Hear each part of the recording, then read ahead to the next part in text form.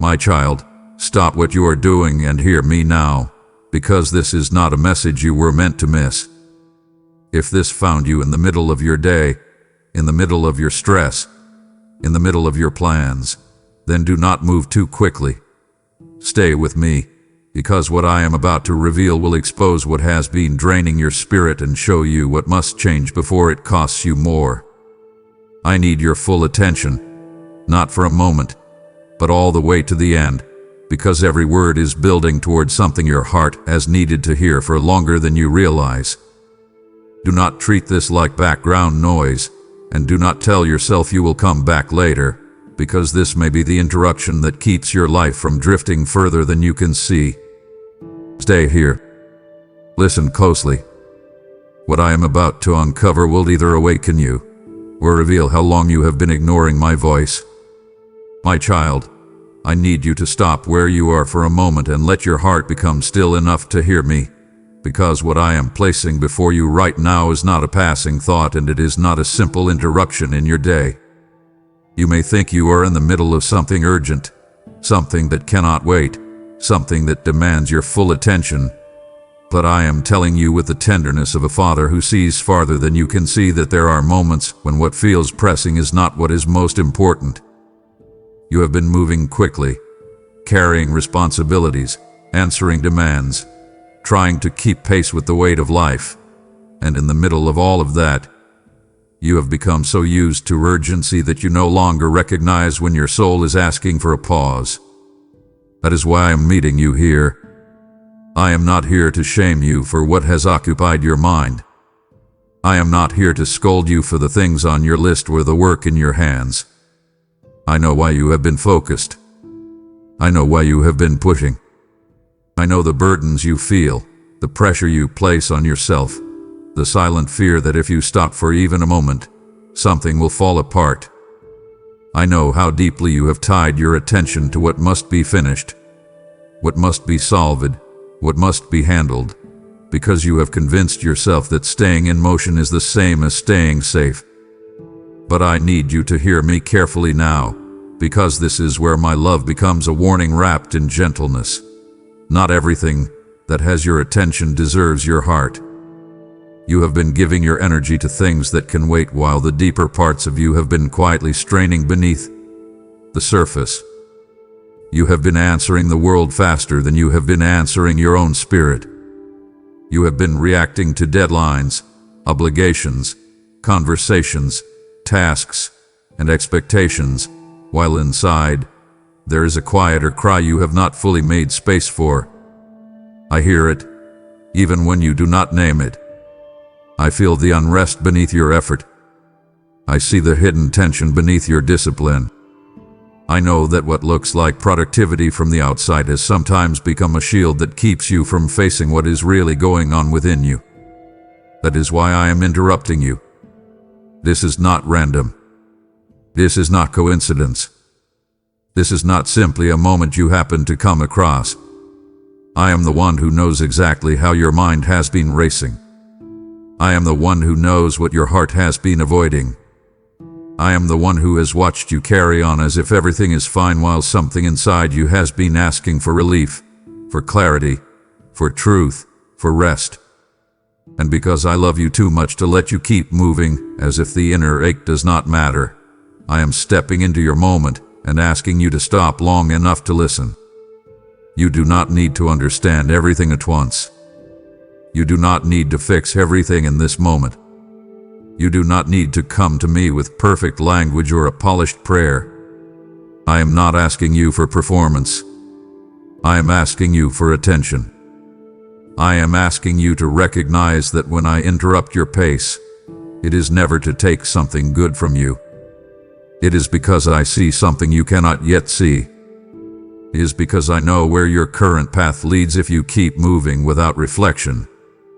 It is because I know how easy it is for a soul to become numb while a life stays busy. You have been assuming that if you keep going, you will eventually feel peace.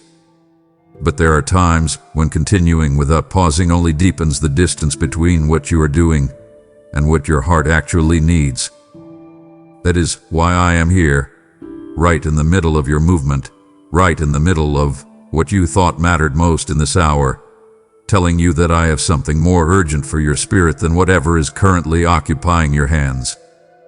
I want you to feel the weight of that without fear. I want you to understand that my interruption is mercy. It is not punishment. It is not condemnation.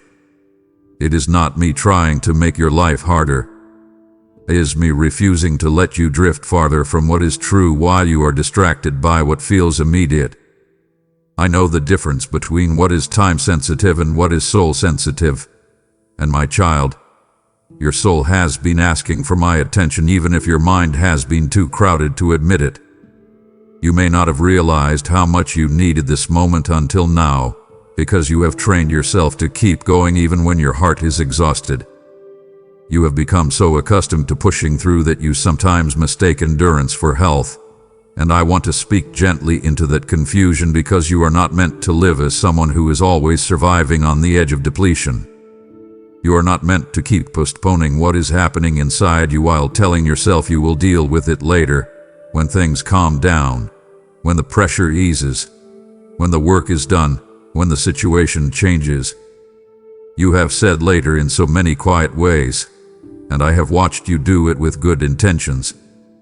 I know you did not mean to ignore what was happening within you. I know you were trying to be responsible. I know you were trying to be strong. I know you were trying to hold things together for yourself, and maybe for others too. But strength without surrender can become its own kind of burden, and responsibility without inner alignment can slowly turn into weariness that settles deeper than you realize. That is why I am speaking to you now with such closeness. I am not speaking to a crowd. I am speaking to you. I am speaking to the version of you that others do not always see. I am speaking to the one who keeps showing up while carrying more than they admit. I am speaking to the one who has learned how to keep functioning while something tender inside feels neglected. I am speaking to the one who has felt that strange tension lately, that sense that even when you accomplish what you set out to do, the satisfaction fades too quickly and the peace never fully arrives. You may have called it stress. You may have called it fatigue. You may have blamed the season, the workload, the people around you, or the pace of life. And yes, those things may be real. But beneath all of that, there is something deeper I want you to face with me. There is a part of you that has needed a holy interruption. There is a part of you that has needed to stop being managed and finally be met. You have been handling your schedule, your obligations, your plans, your next steps, your responsibilities, but who has been tending to your soul? Who has been listening to the places in you that feel unsettled? Who has been sitting with a hidden grief, the low-grade fear, the unspoken disappointment, the quiet confusion, the pressure to keep proving that you are okay? I have been there the whole time, closer than you knew, watching the parts of you that no one else fully sees. And because I have been watching, I know that this is not a small moment. This is a threshold. This is the kind of moment that can look simple on the outside but become deeply significant if you allow it. You can keep rushing and treat this like a passing emotional pause, or you can recognize that I am handing you a doorway into something more honest, more peaceful, and more aligned than the pace you have been living under. I want you to choose the doorway. I want you to let this interruption become sacred. I want you to understand that when I call you to stop, it is not because I want less from your life. It is because I want more for your heart. I want you whole, not merely functioning. I want you clear, not just busy. I want you grounded in me, not simply productive in the eyes of the world. So before you return to what was in front of you, I want you to stay here for a moment longer and let this truth settle into you. I did not interrupt you to delay your life. I interrupted you to protect it. I did not step into your moment to compete with your responsibilities. I stepped into your moment because if you keep giving your best attention to everything except what is happening inside you, you will eventually arrive at the place you were trying so hard to avoid, an exhausted heart that no longer knows how to feel my peace. That is not what I want for you. That is not what I am leading you toward. And that is why I am here now, asking you to listen before you continue. My child, I know you have been trying to understand why your heart has felt restless lately, especially in moments when you thought you should have felt relieved, grateful, accomplished, or satisfied. You have had these strange experiences where something finally worked out, where something got finished, where something you had hoped for actually happened, and yet the peace you expected never really landed. Maybe it brushed past you for a moment. Maybe you felt a flicker of relief. Maybe there was a brief exhale, but then that unsettled feeling returned like a quiet wave under the surface. And because you did not know what to do with it, you tried to explain it away. You told yourself you were just tired. You told yourself you needed more rest, more progress, more certainty, more stability, more answers. You told yourself it was stress or timing or pressure or the weight of this season. Some of that may be true, but there is more happening than you have realized. That uneasiness you keep feeling is not always a problem to medicate with busyness or ignore with distraction. Sometimes it is a message. Sometimes it is my mercy. Sometimes it is my hand gently touching the part of you that has been trying to settle for less than what your soul actually needs. You have been expecting certain things to satisfy you because they seemed like the obvious answer. You thought if the situation changed, the ick would lift. You thought if the door opened, your heart would calm down. You thought if the work was done, if the relationship improved, if the pressure eased, if the future looked clearer, then you would finally feel whole again. But your soul is more honest than your assumptions. Your soul knows when something external cannot reach what is happening internally. That is why the unsettled feeling remains. It is not always there to torment you.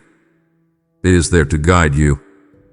It is there to tell you that what you are looking for cannot be fully supplied by the thing you keep hoping will complete you. I want you to stop treating that unrest like an enemy. I want you to stop numbing it. I want you to stop rushing to patch it over. Come closer and listen carefully. There are seasons when peace feels absent, not because I have left you, but because I am exposing where you have been searching in the wrong places. There are seasons when I allow the contrast to become unmistakable so you can no longer pretend that substitutes are enough. You have asked for clarity, and sometimes clarity comes as dissatisfaction with what once seemed sufficient. It is what you have been feeling. It is not random. It is not a flaw in you. It is not proof that you are broken, ungrateful, or impossible to satisfy.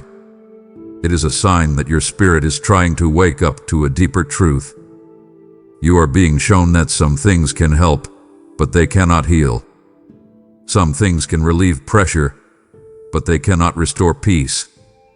Some things can make life easier, but they cannot anchor your heart. I need you to let that realization sink in instead of resisting it. Stop trying to force satisfaction where peace is absent. Stop telling yourself that if you just adjust one more variable, then the emptiness will disappear. Stop making deals with your own restlessness. Your unease is not always the problem. Sometimes it is the invitation. Sometimes it is the open hand of a father saying, "Do not settle here. There is more. Come closer. Look deeper. Let me show you what this feeling is trying to tell you." That is what I am doing right now. I am not trying to make you more anxious. I am trying to help you interpret what your heart has been experiencing. You have been unsettled because something in you knows that your current way of reaching for peace is not enough. And until you stop numbing that signal, you will keep circling the same disappointment in different forms. You have probably noticed that this unsettled feeling does not always show up in dramatic ways. Sometimes it appears in the middle of ordinary moments, in the quiet after a conversation, in the stillness after a task is done, in the drive home, in the late hours when the house is calmer, in the early morning when your mind wakes before your body. Sometimes it shows up as irritation when nothing obvious is wrong. Sometimes it shows up as emotional flatness when you thought you would feel joy. Sometimes it appears as a low hum of unease that you cannot quite explain, like something inside you is gently saying, "Pay attention." Something deeper is asking to be seen. I need you to stop brushing past those moments. Do not fill them so quickly. Do not escape them so fast. Those moments are holy if you let them be. Those are often the exact places where I am trying to get through to you, not with fear, but with truth.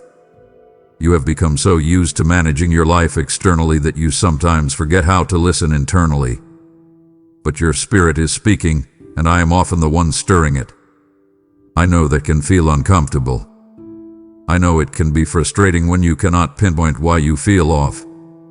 I know it can be tempting to reach for the nearest explanation, the nearest distraction, the nearest plan of attack, because naming the deeper truth might require change. It might require surrender. It might require grieving what you hoped would satisfy you. It might require admitting that something you invested in did not touch the real ache. But that kind of honesty is not your enemy. It is your doorway. It is how healing begins. It is how false peace gets exposed. It is how you stop living in low-level emotional static and begin to hear what your heart has been trying to tell you. So I want you to do something brave with me. The next time that unsettled feeling rises, do not immediately label it. Do not immediately solve it. Do not immediately medicate it with noise. Gauze. Put your hand over your heart if you need to. Breathe slowly. Ask me, what is this really about? Then wait. Let the question sit. Let the answer unfold without force.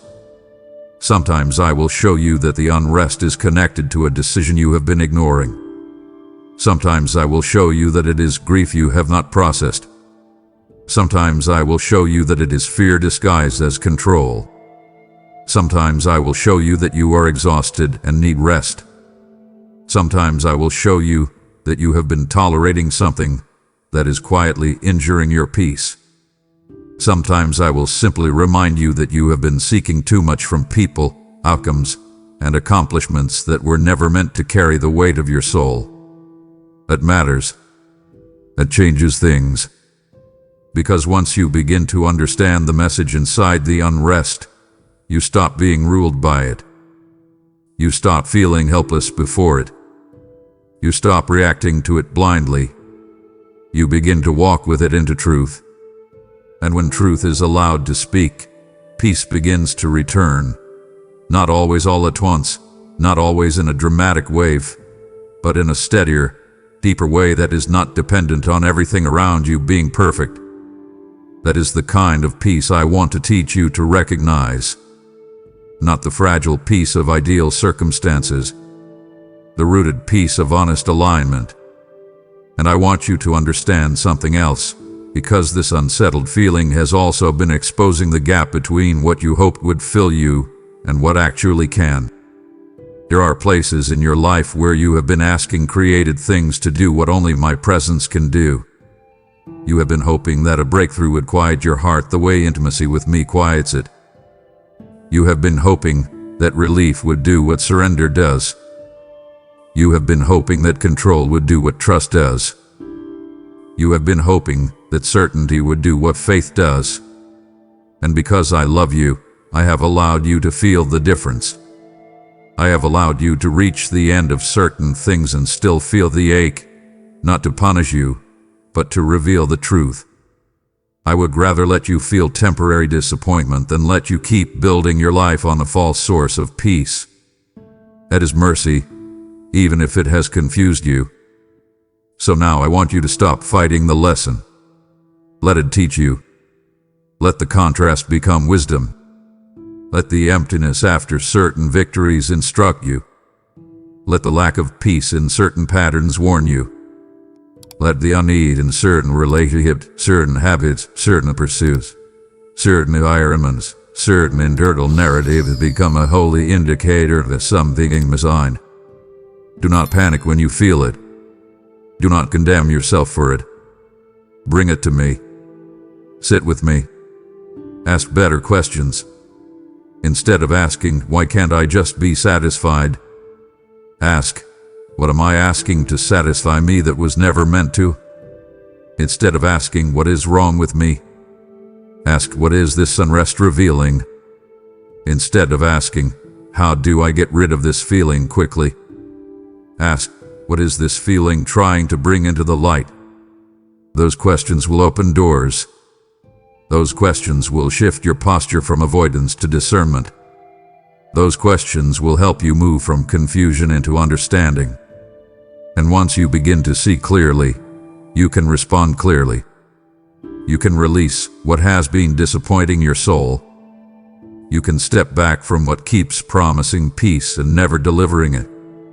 You can stop chasing what glitters and start returning to what grounds you. That is what I am calling you into now. So hear my invitation, and hear my command in it. Do not dismiss your unrest. Do not romanticize it either. Bring it to me. Let it become a compass, not a cage. Let it guide you back to honesty, back to surrender, back to stillness, back to the place where my voice is clearer than your cravings and my peace is stronger than your need to keep searching. I am not far from you in this. I am the one gently lifting the veil. I am the one helping you feel what you have been trying not to feel so you can stop settling for shallow relief and finally come home to deeper peace. If you let me, this season of restlessness will not end in confusion. It will end in clarity. It will end in release. It will end in a more mature kind of peace, one that no longer depends on whether life looks the way you hoped, because it comes from knowing where to return when your heart feels off. Return to me there. Do not delay. Let this be the moment you stop fearing the signal and start following it into truth. My child, as I awaken you to the truth behind your unrest, I am also inviting you into a deeper partnership with me. What you have received here is not only for you. It is a seed meant to reach other hearts still wandering in quiet confusion. When you give, you are not losing. You are sowing into a harvest of clarity, into souls crying out for the very peace you are beginning to understand. Did I not say, give, and it will be given to you, pressed down, shaken together, and running over? This is that moment. When you choose to support this work through Super Thanks, membership, or the PayPal link in the description, you become a carrier of light in places still covered in fog. I see your willingness, and I will multiply it like oil that does not run dry. Let your giving become your agreement with what I am doing in this hour. Do not hesitate. Act now and sow into what is awakening souls. My child, I need you to look with me at what you have been building, because not all heaviness comes from opposition. Some of it comes from pressure you have unknowingly welcomed into places where I intended peace to live. You have been carrying projects, plans, responsibilities, relationships, expectations, and private burdens with a weight that has grown beyond what I ever asked you to carry. And the reason it feels so heavy is not always because the thing itself is wrong. Sometimes the thing began with sincerity. Sometimes it even began with wisdom. But somewhere along the way, pressure entered the room and started changing the atmosphere. What could have been handled with steadiness became loaded with urgency. What could have been built with trust became tangled with striving. What could have been shaped by grace became driven by fear, perfectionism, comparison, self-protection, or the need to prove something. That is what I want you to see now. The issue is not always the assignment. Sometimes the issue is the spirit in which you are carrying it. Sometimes the issue is not what is in your hands. but what got attached to it. Pressure has a way of slipping in quietly. It can disguise itself as responsibility. It can wear the face of ambition. It can sound like discipline. It can even feel noble because it convinces you that if you just push a little harder, think a little faster, hold a little tighter, manage a little more carefully, then you will finally secure the outcome, avoid disappointment, or earn the peace you have been craving. But that is not how my peace works. My peace is not something you achieve by squeezing life hard enough. My peace is something you receive when you let me govern the atmosphere of your inner world. And I need you to hear me very clearly here. If the thing you are building is constantly costing you your calm, your clarity, your sleep, your softness, your ability to be present, your capacity to hear me, or your ability to breathe deeply in my presence, then something has attached itself to that building process that does not belong there. Attachment might be fear. It might be the need to be enough. It might be the fear of falling behind. It might be the belief that one mistake will ruin everything. It might be the fear that if you are not constantly vigilant, everything will collapse. It might be comparison. It might be people-pleasing. It might be a hidden agreement that says, if this succeeds, then I will finally feel secure. My child, that agreement is too costly. Anything you build while demanding that it also hold your emotional safety will become unbearably heavy. Anything you expect to prove your worth will become crushing. Anything you demand to save you from insecurity will become an altar of pressure instead of a place of peace. That is why what you are building has started to feel like a backpack full of bricks instead of a path you can walk with me. It is why the thing that should have felt purposeful now sometimes feels like it is pressing on your chest. It is why even when you are making progress, you do not always feel peace. You are not only carrying the work, you are carrying the emotional freight you attach to the work. And because I love you, I am calling you back now. I am not telling you to abandon what I have given you. I am telling you to separate the assignment from the pressure. I am telling you to remove what I did not place on it. I am telling you to stop building with clenched fists when I wanted you to build with an open heart. Come closer. Lay the blueprint before me. Lay the relationship before me. Lay the project before me. Lay the responsibility before me. Lay the dream before me. Then ask the question you have not asked enough. What have I attached to this that does not belong? That question will open something. It will expose the extra way. It will show you where the load got distorted. It will reveal the difference between my invitation and your inner pressure. And once you see that difference, you will begin to understand that what is crushing you is not always the task itself. Often it is the invisible pressure you brought into it. You have been feeling this already, even if you have not named it. You have noticed how some things that once felt exciting now feel tense. You have noticed how some responsibilities that could have been manageable have become emotionally oversized. You have noticed how your mind keeps circling around certain outcomes, how your chest tightens around certain plans, how your thoughts become loud around certain deadlines, how you can be physically present in what you are doing while inwardly feeling like you are being squeezed. That squeezing matters. It is a sign. It is not always proof that the thing is wrong, but it is often proof that something foreign has entered the process. I want you to stop dismissing the tension. Do not keep calling it just how it is. Do not keep assuming that if something matters, it must feel like pressure. That is a lie many people live under for years. They start to believe that significance must feel stressful, that purpose must feel crushing, that responsibility must feel like constant inner strain. But my child, pressure and purpose are not the same thing. Pressure can attach to purpose, yes, but it is not the essence of purpose. Purpose carried with me can still be weighty, but it carries grace. It carries breath. It carries room for trust. It carries a steadiness that pressure cannot produce. Prayer makes you cling. Grace lets you breathe. Pressure makes you obsess over the outcome. Grace helps you focus on faithfulness. Pressure makes every delay feel like a threat. Grace lets delay become part of the process. Pressure makes you feel like you must force the door. Grace teaches you how to knock, wait, and walk when I say move. That contrast matters. Let it teach you. I want you to become sensitive to the difference between holy weight and unhealthy pressure.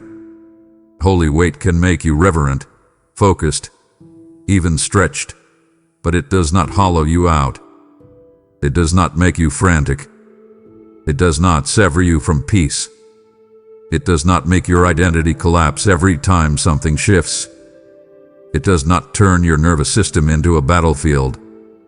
Unhealthy pressure does, and pushes. It hurries. It amplifies. It whispers, if you do not handle this perfectly, everything will fall apart.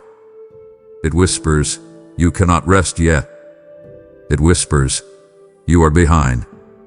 It whispers, if you let go, you will lose control. It whispers, this all depends on you. My child, I need you to reject those whispers. They are not mine. I do not lead you with panic. I do not guide you with a whip of anxiety. I do not motivate you through fear of collapse. If something in your life is making you live as though your peace must be sacrificed in order for it to succeed, you need to stop and examine the spirit in which you are carrying it. So do that now. Ask yourself, what in my life feels heavier than it should? Where have I attached my identity to the outcome? Where am I trying to force what should be entrusted? Where have I allowed comparison to inflate the weight? Where have I confused urgency with importance? Where have I taken something that could have been built with grace and turned it into a pressure chamber? Ask those questions with me. Let them uncover what is hidden. And when I show you where pressure has entered, do not defend it. Do not romanticize it. Do not call it passion if it is actually fear.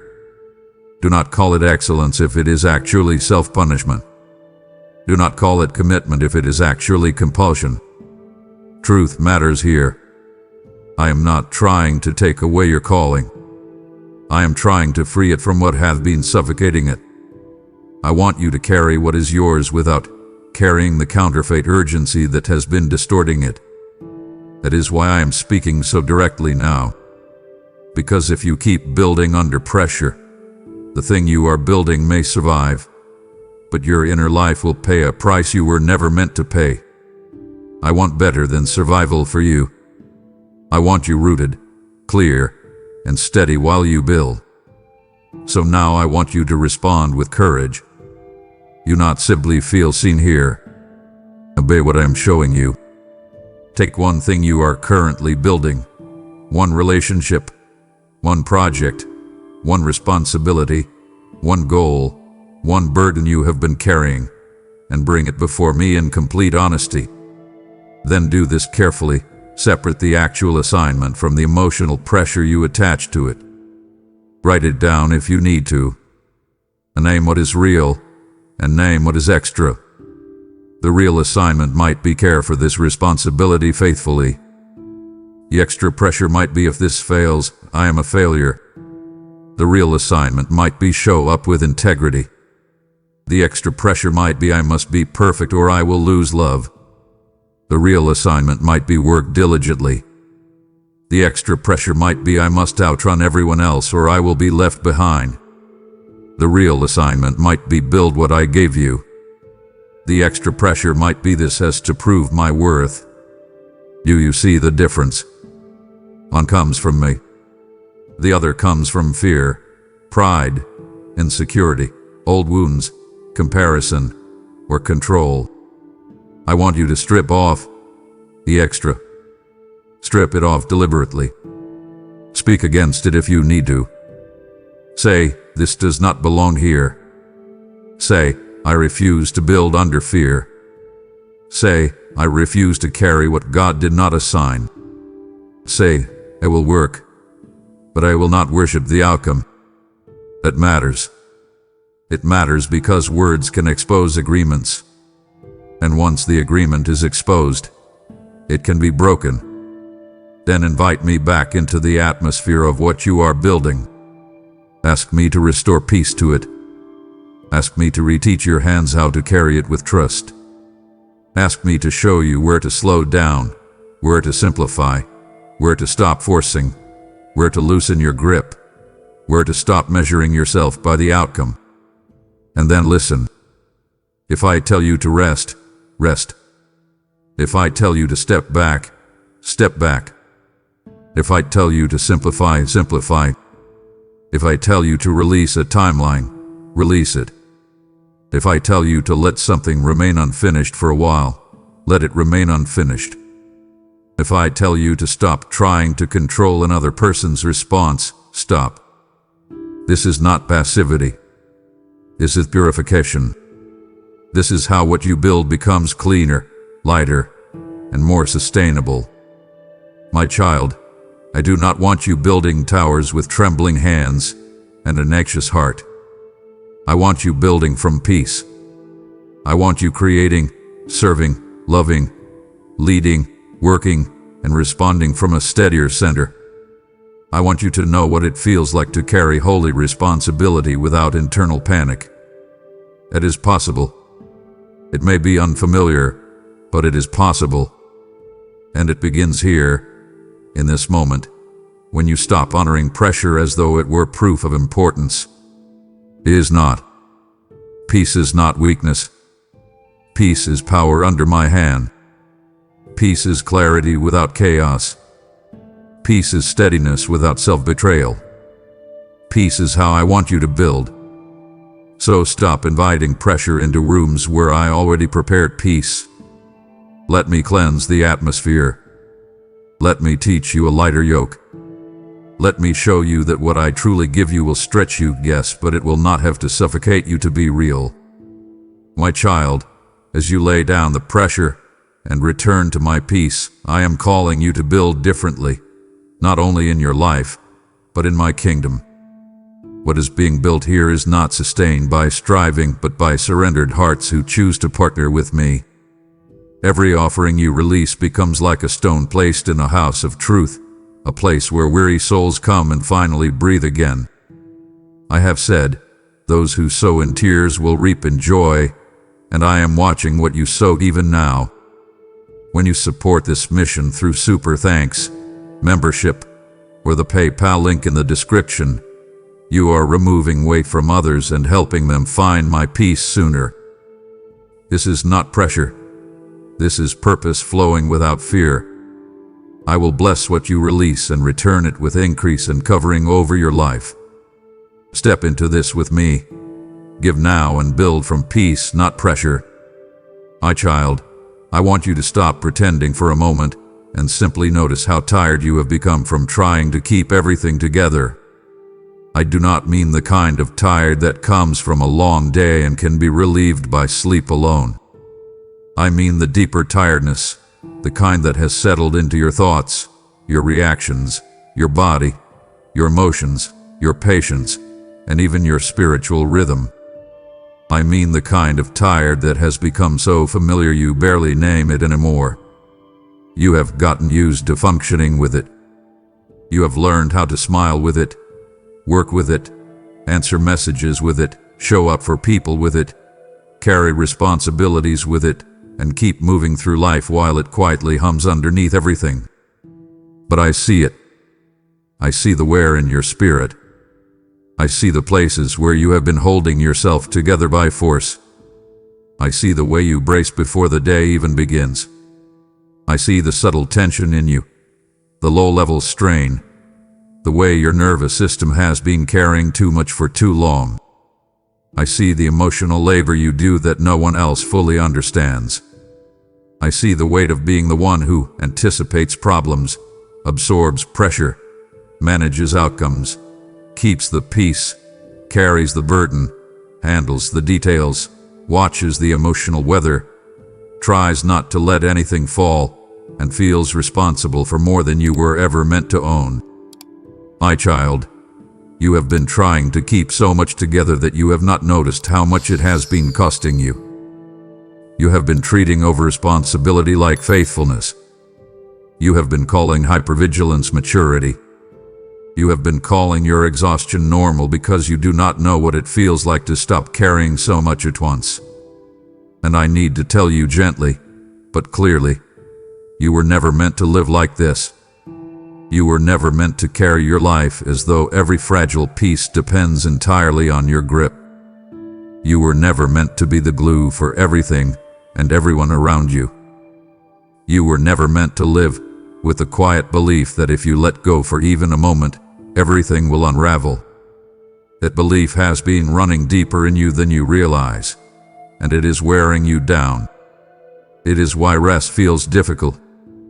It is why stillness can feel unsafe. It is why your mind keeps scanning.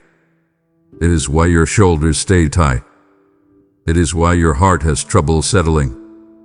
It is why peace can feel temporary, because part of you has been living like peace is only allowed when everything is handled. But my child, everything will never be fully handled in the way your anxious mind wants.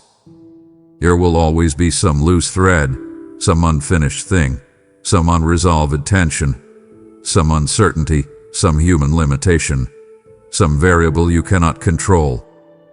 If your peace depends on total control, then peace will always remain just out of reach. That is not how I want you to live. I want to teach you a different way. I want to show you what it feels like to release the illusion that your constant effort is what keeps the world from collapsing. I want you to see how much of your exhaustion has come from carrying invisible weight that was never assigned to you. Some of that weight is real responsibility, yes, but much of it is emotional overload. It is the internal pressure to keep everyone okay. It is the compulsion to manage outcomes.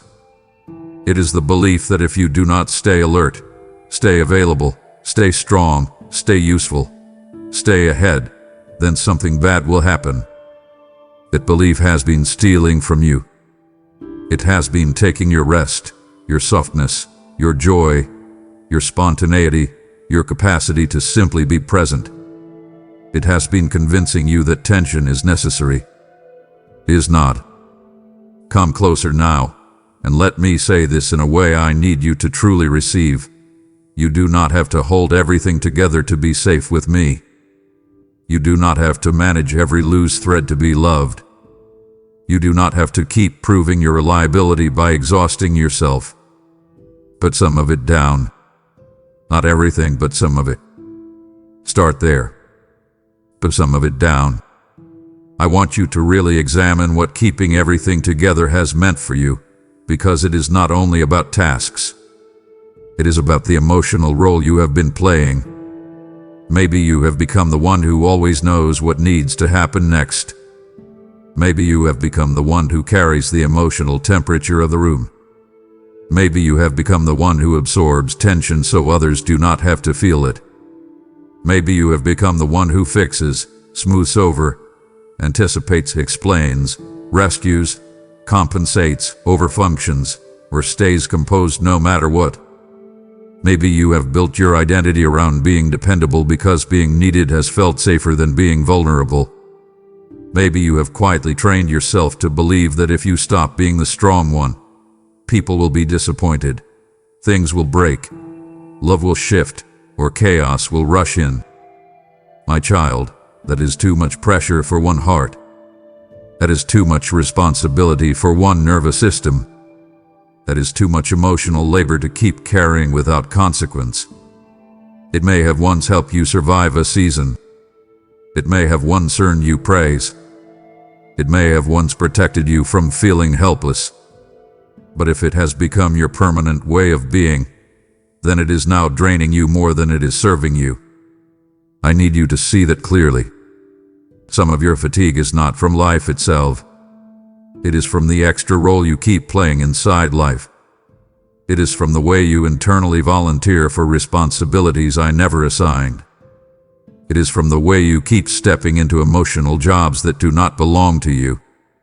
It is from the way you keep trying to own together other people's value, other people's choices, other people's timeline, other people's growth, other people's response, other people's be. My child, you cannot carry another person's inner world for them. You cannot live inside constant emotional readiness and call it health. You cannot keep sacrificing your own stability to maintain the illusion that everything around you is under control. That is not love. That is often fear mixed with overfunctioning. And over time, it leaves you hollow. It makes you short with yourself. It makes you brittle in places where you want to be soft. It makes you tired in ways that are hard to explain.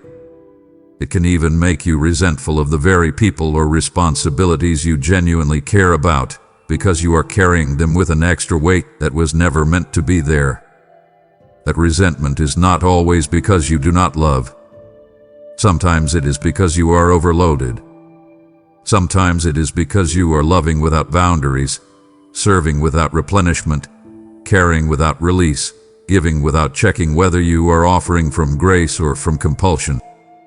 I want to teach you to notice the difference. There's a difference between being faithful and being fused. There is a difference between being caring and being controlling. There is a difference between helping and over-owning. There is a difference between responsibility and over-responsibility. I need you to let those distinctions matter now. Ask yourself honestly, what am I trying to hold together that is not truly mine? What am I afraid will happen if I stop over-functioning? What part of my identity is attached to being the one who always carries more? Where have I confused tension with love? Where have I made myself the glue because trusting me with the gaps feels too risky? Those questions may sting, but they will free you if you let them. Because once you see what is truly yours and what is extra, you can start putting down the extra. And the extra is where much of your exhaustion lies. So here's what I want you to do now, and I want you to take this seriously because it is not a symbolic exercise. I want you to sit with me and separate what is truly your responsibility from what you have merely been trying to control. Make 2 columns if you need to. In one column, write what is actually yours, the choices you can make, the actions you can take, the truth you can speak, the boundaries you can hold, the work you can do, the care you can offer, the obedience I am asking of you. In the other column, write what is not yours, other people's reactions, other people's healing timeline, every possible outcome, the emotional comfort of everyone around you, the future in its entirety, perfect performance, the guarantee that nothing painful will happen, the need to keep every relationship smooth, the compulsion to prevent all disappointment. Then look at that second column and tell me the truth. You have been carrying some of it as if it were yours. Now put it down. Not just in theory. Put it down in practice.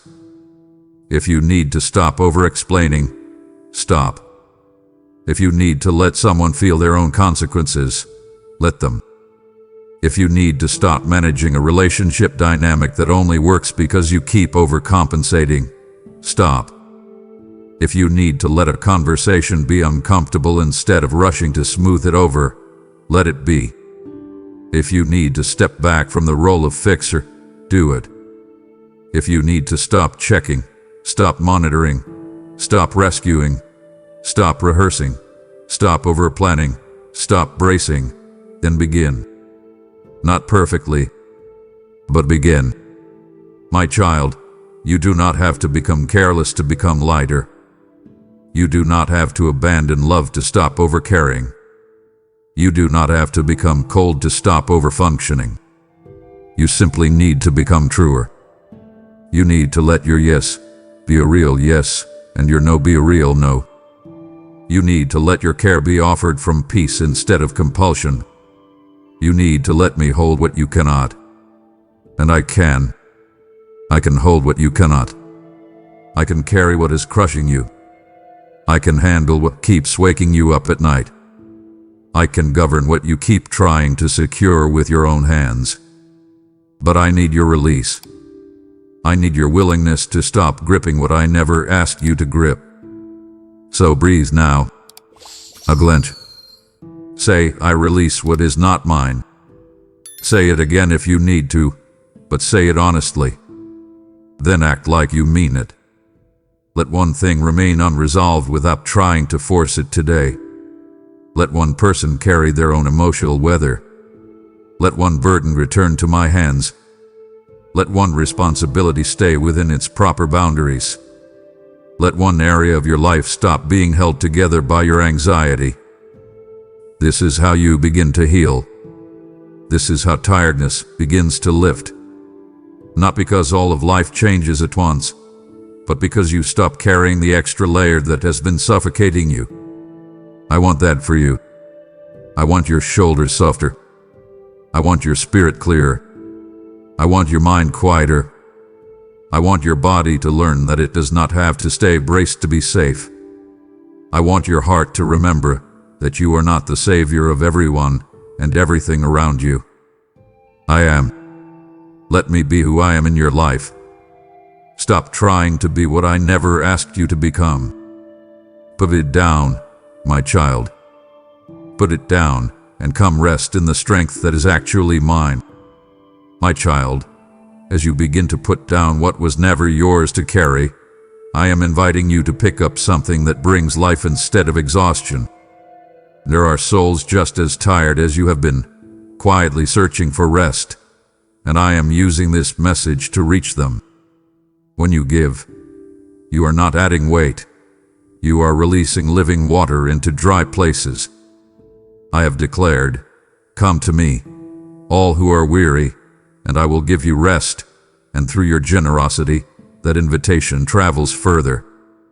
Your seed becomes rest for someone else, clarity for another, strength for the one about to give up. Whether through super thanks, membership, or the PayPal link in the description, your act becomes a river, not a burden. I will replenish you as you pour out. I will restore what you release. Do not hold back what I am prompting. Respond now and give with a free heart. My child, I need you to listen with deep honesty now, because what I am about to tell you is not meant to frighten you, but it is meant to wake you. If you keep ignoring this inner pull, the cost will not always be visible at first. That is what makes it dangerous. Not every loss announces itself loudly. Not every consequence arrives in a dramatic moment. Not every form of drift comes with a crash that forces you to pay attention. Some of the most serious losses in your life can happen slowly, quietly, almost invisibly at first. They happen in the inner places. They happen in the private places. They happen in the parts of you that other people may not notice right away. A heart can begin to harden long before a life begins to visibly fall apart. A soul can begin to dry out long before the schedule changes. Prayer can become thinner long before you stop saying the words. Peace could become more fragile long before anyone around you realizes how tense you have become. Joy can fade in subtle degrees. Compassion can erode quietly. Sensitivity to my voice can dull little by little. The desire to be with me can weaken, not in one obvious rebellion, but through repeated small neglect, repeated postponement, repeated emotional self-abandonment, repeated choices to stay distracted, repeated decisions to ignore what I have already been pressing on. That is why I am speaking so clearly now. Because the enemy is patient when it comes to slow erosion. He does not always need immediate collapse. Sometimes all he needs is your continued delay. Sometimes all he needs is your repeated refusal to address what you already know. Sometimes all he needs is for you to keep saying, I'll deal with it later, until later becomes a lifestyle and numbness becomes your baseline. My child, I need you to stop underestimating the cost of living disconnected from what your spirit already knows. Every time you ignore that inner pull, you are not only postponing change, You are shaping yourself.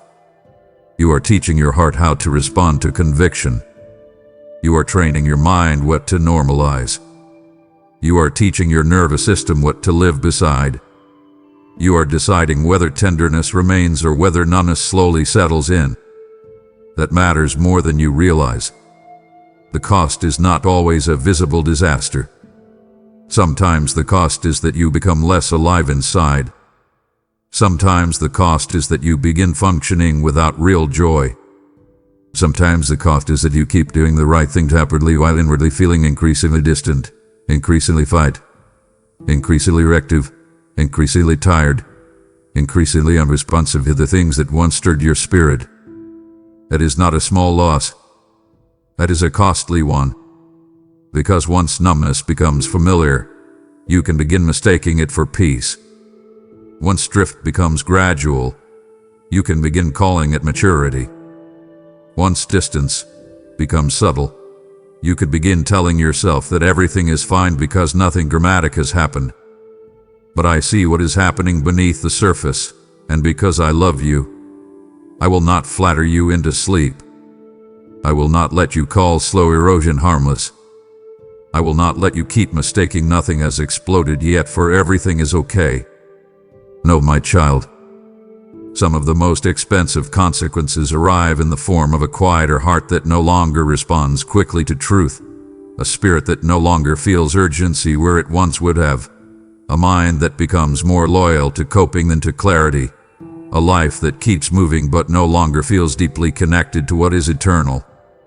That is why I am asking you to pay attention now, before what is subtle becomes stronger, before what is quiet becomes normal, before what is delayed becomes embedded, before what is being ignored begins to define the atmosphere of your life. Come closer. Let me say this plainly. The inner pull you keep feeling is mercy. It is not annoyance. It is not random guilt. It is not unnecessary emotional discomfort. It is mercy. It is my way of refusing to let you drift without interruption. It is my way of tugging at your heart before the cost becomes heavier than it needed to be. And because it is mercy, I need you to stop resisting it. I need you to stop numbing it. I need you to stop calling it inconvenient. I need you to stop treating it like something to get past. It is something to respond to. Right now. I want you to understand how this kind of hidden cost often unfolds, because once you see the pattern, you will stop romanticizing delay. It often starts with a small compromise that feels manageable. A thought you do not challenge. A habit you keep feeding. A boundary you keep postponing. A relationship dynamic you keep excusing. A spiritual dryness you keep minimizing. A truth you keep softening. A prayer life you keep pushing later. A distraction you keep calling harmless. At first, nothing dramatic happens. You still function. You still show up. You still get things done. You still look mostly the same from the outside. That is why it is easy to ignore. But underneath, something starts shifting. The edge of conviction softens. The inner resistance weakens. The appetite for stillness fades. The urgency to reconnect with me becomes easier to postpone. The soul learns to live with a little more color, a little more tension, a little more distance, a little more numbness. Then over time, what once bothered you no longer registers the same way. What once felt heavy becomes normal. What once would have driven you to prayer now gets managed with distraction. What once would have prompted immediate honesty now gets delayed and rationalized. That is the soul cost. It is not always scandal. It is not always collapse. It is often desensitization. And desensitization is dangerous because it makes the abnormal feel ordinary. It makes the unhealthy feel familiar. It makes the heart less responsive to what is holy. My child, I do not want your heart becoming less responsive. I do not want your spirit becoming dull. I do not want your conscience learning how to live beside things that should have been brought into the light. I do not want your prayer becoming optional. I do not want your peace becoming so compromised that you forget what clean alignment feels like. That is why I am naming the cost now. To frame you. To rescue you from underestimating what is at stake. There are some losses that money cannot repair. Some consequences that time alone does not heal, some forms of inner drift that take longer to reverse because they were allowed to settle in quietly. I can restore. I can heal. I can awaken. I can absolutely bring you back from deeper places than you realize. But why let the cost grow when you can respond now? Why let the numbness deepen when you can interrupt it today? Why let the drift widen when you can turn now? That is the question I want sitting in your spirit. Because some part of you hath been assuming that if the consequence is not visible, it is not serious. That is not wisdom. A tree can be rotting inside while still looking upright. A foundation can be weakening before any cracks show in the walls. A heart can be drifting before the life built around it begins to visibly reflect the distance. That is why you must become more attentive to the inner world than you have been. That is why you must stop waiting for outer collapse before you take inner truth seriously. I want you to become the kind of person who notices the loss of tenderness, the fading of peace, the thinning of prayer, the rise of numbness, the normalization of strain, the quiet loss of delight, the increase in defensiveness, the easier tolerance of what once would have troubled you. Those are sacred warning signs. Those are not to be dismissed. Those are the moments where you can still change direction before the cost multiplies. That is mercy. That is grace. That is me meeting you before things become louder. Do not waste that kind of grace by continuing to delay. So now I want you to make a very clear decision with me, because this is the moment where hidden costs can be interrupted. Ask yourself honestly, what has become a little too normal in me that should concern me? Where have I become less responsive? Where have I become more numb? Where have I accepted spiritual distance, emotional strain, mental chaos, or quiet compromise as though it were simply part of life? Where have I stopped feeling urgency where I once would have? Do not rush those questions. Let them expose what hath been settling in. Then once you see it, do not panic. Do not spiral. Respond. If your prayer life has thinned, restore it now. If a habit has become more embedded, cut off access now. If a relationship dynamic has slowly been hardening you, address it now. If a distraction has been numbing you, step away now. If your soul has become dry, stop pretending it is fine and come sit with me now. If a pattern has become normalized, call it by its true name now. I want immediate honesty, not dramatic self-punishment. I want clean response, not shame. This is not about proving how serious you are by collapsing emotionally. This is about being serious enough to act. Protect your tenderness. Protect your responsiveness. Protect your ability to feel conviction quickly and respond cleanly. Protect your capacity to hear me without so much static. That is precious. That is worth fighting for. To fight for it. Interrupt the drift. Refuse the numbness. Break the agreement with slow erosion. Say, I will not let what is subtle become my new normal. Say it and then back it up with action. Remove what needs removing. Restore what needs restoring. Reconnect where you have disconnected. Simplify where you have overcomplicated. Repent where you have delayed. Return where you have wandered. My child, I am not showing you hidden costs to scare you into panic. I am showing you hidden costs to move you into wisdom. You still have time. The tenderness can return. The numbness can be broken. The drift can be interrupted.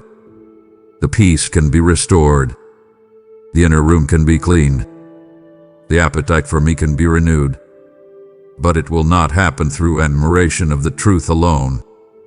It will happen when you stop ignoring the pull and start responding to it. Let today be the day you refuse to pay a greater price later for something I already invited you to address now. Come back. Respond while the door is open. Respond while the whisper is still clear. Respond while the cost is still smaller than it could become. That is wisdom. That is mercy. That is the path I am placing before you. My child, you have seen how costly it is to ignore what I am stirring. So do not ignore this moment either. Just as delay can lead to quiet loss, obedience can release unseen restoration. What you give today becomes a shield against drift for someone else, a voice that interrupts their silence before it deepens. I have said, do not grow weary in doing good, for in due season you will reap, and this is part of your sowing.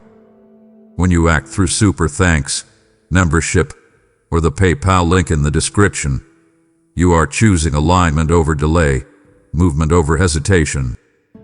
This is not small. It is a turning point, a seed planted in eternity. I will guard what you entrust to me and multiply it beyond what you can measure. Do not let this moment pass quietly. Rise and act now. My child, I want you to stop and receive this final word in the deepest place of your heart, because if you miss this, you may carry the weight of everything I have said without the comfort that gives it life. So whatever you are doing, pause and listen carefully. I am still with you. I am still calling you, and I am not too late. I need you to let that settle into the places in you that have been afraid you have drifted too far, delayed too long, ignored too much, missed too many chances, made too many compromises, or allowed too much strain to settle into your soul. I know there is a part of you that can hear a message like this and immediately begin wondering whether you have already wasted the season, whether the damage has gone too deep, whether the numbness has lasted too long, whether the distance has become too great, whether the patterns are too ingrained, whether the peace you once had is too far away to recover. I know those thoughts, because I have seen them form in you before they even became words. But I want you to hear me clearly now, and I want you to stop arguing with this truth long enough to let it touch the places that have been bracing against hope. I am not late to your life. I am not arriving after the story is ruined. I am not stepping into a place that is beyond restoration. I am not looking at you with the coldness of someone who only sees how long you waited. I am looking at you with the love of a father who sees exactly where you are, exactly what has happened, exactly what have been neglected, exactly what have been wounded, exactly what have been delayed, exactly what have been tolerated, exactly what have been draining you. And I am still here. I am still speaking. I am still drawing near. I am still opening the door. I am still offering peace. I am still inviting surrender. I am still making a way forward. That matters more than you know. Because some of you have lived under the silent fear that if you did not respond soon enough, I would eventually stop speaking so clearly. Some of you have carried the quiet shame that maybe this message came too late, that maybe the tenderness is gone, that maybe you have already trained yourself too far into numbness, that maybe the drift is permanent, that maybe the cost is now irreversible. My child, I need you to let me correct that fear. There may be consequences to delay, yes. There may be things to untangle, yes. There may be grief over what was lost, yes. There may be patterns that need patient retraining, yes. But none of that means I am too late. None of that means my presence cannot reach you. None of that means your heart cannot be softened again. None of that means your mind cannot be steadied again. None of that means your peace cannot be restored. None of that means your spiritual sensitivity cannot awaken again. None of that means your future is condemned to be ruled by what has happened up until now. Do not let the enemy use your own delay as proof that you are beyond rescue. That is a lie, and I want you to reject it immediately. I am not standing over your life saying, "If only you had listened sooner." I am standing in your present moment saying, "I am here now." Respond now. Walk with me now. Let me restore now. Let me guide now. Let me heal now. Let me lead now. This is not a message about what you should have done 6 months ago, 6 years ago, or in some other version of your story. This is about what you can do with me now, right here, in this actual moment, in this actual state, in this actual condition, with this actual level of fatigue, confusion, tenderness, regret, hope, fear, and desire. Bring all of that to me. Do not wait until you feel clearer. Do not wait until you feel stronger. Do not wait until you feel more spiritual. Do not wait until you have fixed yourself enough to feel worthy of closeness. Come now. Come as you are, but do not stay as you are. That is the invitation. Come close enough to be changed. Come honest enough to be healed. Come open enough to be led. I am not too late. Say that with me in your spirit if you need to. Let it push back against despair. Let it break the spell of regret. Let it interrupt the voice that says, "You missed it. You have not missed me. You have not outrun my reach. You have not exhausted my ability to guide you. You have not become too tangled for my wisdom. You have not become too numb for my tenderness. You have not become too complicated for my peace. I am still here. Stay with that. And because I am still here, I need you to understand what that means for you now. It means you do not have to keep living as if your past delay has authority over your future obedience. It means you do not have to keep making decisions from regret.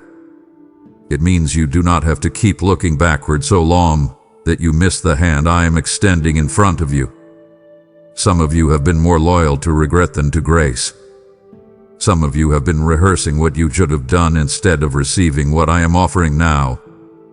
Some of you have been emotionally kneeling at the altar of missed time, missed chances, missed peace, missed clarity, missed seasons, and because of that, you have stayed partially paralyzed even when the door has remained open. My child, I am not asking you to deny what happened. I am asking you to stop worshiping what cannot be changed. Grieve what needs grieving, yes. Acknowledge what was lost, yes. Be honest about the delay, yes. But then stand up. Lift your head. Take my hand. Move with me. Do not build your identity around how long you wandered. Do not define your future by how many times you hesitated. Do not turn your mistakes into a prophecy. Do not let regret become a substitute for repentance. Regret can look spiritual while still keeping you stuck. Repentance moves. Repentance turns. Repentance receives mercy and changes direction. That is what I want from you now. Not endless sinner punishment. Not dramatic self-condemnation. Not a long emotional performance to prove that you understand how much time was lost. I know what was lost. I know what was delayed. I know what it cost. And I also know what I can still restore, what I can still rebuild, what I can still redeem, what I can still breathe life into, what I can still guide you toward. Do not reduce your future to the measure of your past fear. I am bigger than your delay. I am stronger than your patterns. I am patient enough for the retraining and powerful enough for the breakthrough. But I need your agreement. I need your willingness to stop making the past the ruler of the present. That is why I am telling you again. I am not too late.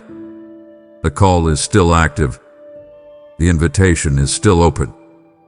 The relationship is still available. The peace is still possible. The clarity is still accessible. The healing is still within reach. The turning point can still become a new direction. The tenderness can still return. The appetite for my presence can still be renewed. Your heart can still learn to rest. Your mind can still learn to quiet. Your life can still be reordered around what matters. Do not insult my grace by assuming it only works on people who responded faster than you did. My grace is not fragile. My mercy is not thin. My patience is not small. But neither are they excuses to delay again. They are invitations to respond now with confidence instead of fear. So stop saying, "I wish I had listened sooner," as a way of avoiding the simple, holy next step in front of you. Instead say, "I hear you now." That is enough to begin. That is enough for me to work with. That is enough for the future to start changing. That is enough for restoration to begin moving from idea into reality. So release the false belief that because you waited, you are disqualified. Release the lie that because you drifted, you are now doomed to stay distant. Release the fear that because the pattern has been long, it is now permanent. None of that is truth. None of that gets to lead you. I am the one speaking now, and I am telling you there is still a path forward. Take it. So here is what I want you to do as we close this, and I want you to do it in a way that makes this final message more than just comfort. Stop where you are, even if only inwardly for a moment, and answer me with a real response. Say, "I hear you. I receive this. I will not delay again." Then take one immediate action that proves you mean it. Not tomorrow. Not after you calm down. Not after you process it for 3 more days. Now. If you need to pray, pray honestly right now. If you need to confess, confess. If you need to ask forgiveness, do it. If you need to delete what keeps pulling you away, delete it. If you need to set a boundary, send the message. If you need to block the time with me, schedule it and protect it. If you need to write down what you are releasing, write it. If you need to step away from the task that has been consuming you and sit quietly with me, do that. If you need to speak truth over the lie that says I am too late, speak it out loud. God is still with me. God is still calling me. God is not too late. Let your own ears hear it. Let your body feel the shift of agreement. Let your soul know this is not another passing moment. Then once you have done that, I want you to stay near. Do not rush back into the noise too quickly. Sit with me for a little while. Breathe with me. Let your heart come down from the constant urgency. Let the weight settle in the right way. Let the hope settle in the right way.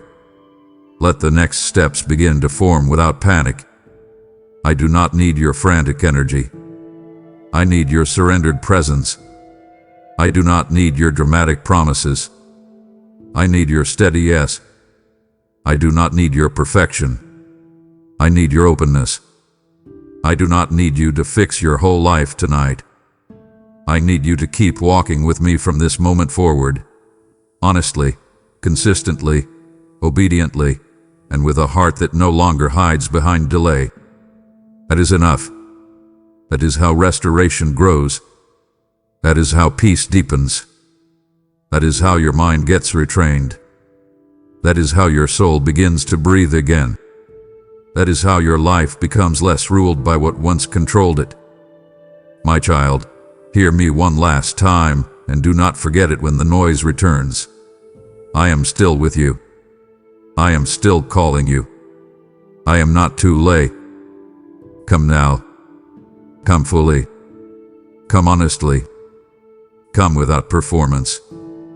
Come with your tired heart, your crowded mind, your real fears, your unfinished places, your delayed obedience, your desire to change, your longing for peace, your need for clarity, your hope that things can still be different. Ring it all. Put it in my hands. Then rise and walk with me. We are not ending here. We are beginning again. My child, you have heard my voice, and now I am calling you into action that seals this moment. You are not only receiving restoration, you are being invited to release it into the lives of others. What you give becomes fire that carries my word into places you may never see, yet I see every life it touches. I have spoken, freely you have received, freely give, and this is your opportunity to move in that truth. Through super thanks, membership, or the PayPal link in the description, you step into a flow of grace that does not stop with you. I will honor your obedience, cover your provision, and cause what you release to return in multiplied form. This is your moment of agreement with me. Do not delay it, do not diminish it. Stand up, respond, and give now. And once you have taken that step, do not rush forward as before. A moment like this is not meant to pass unnoticed. It is meant to awaken you. What you have aligned with has already begun to slow the pace around you. This is where action leads into awareness, where your spirit is called to attention.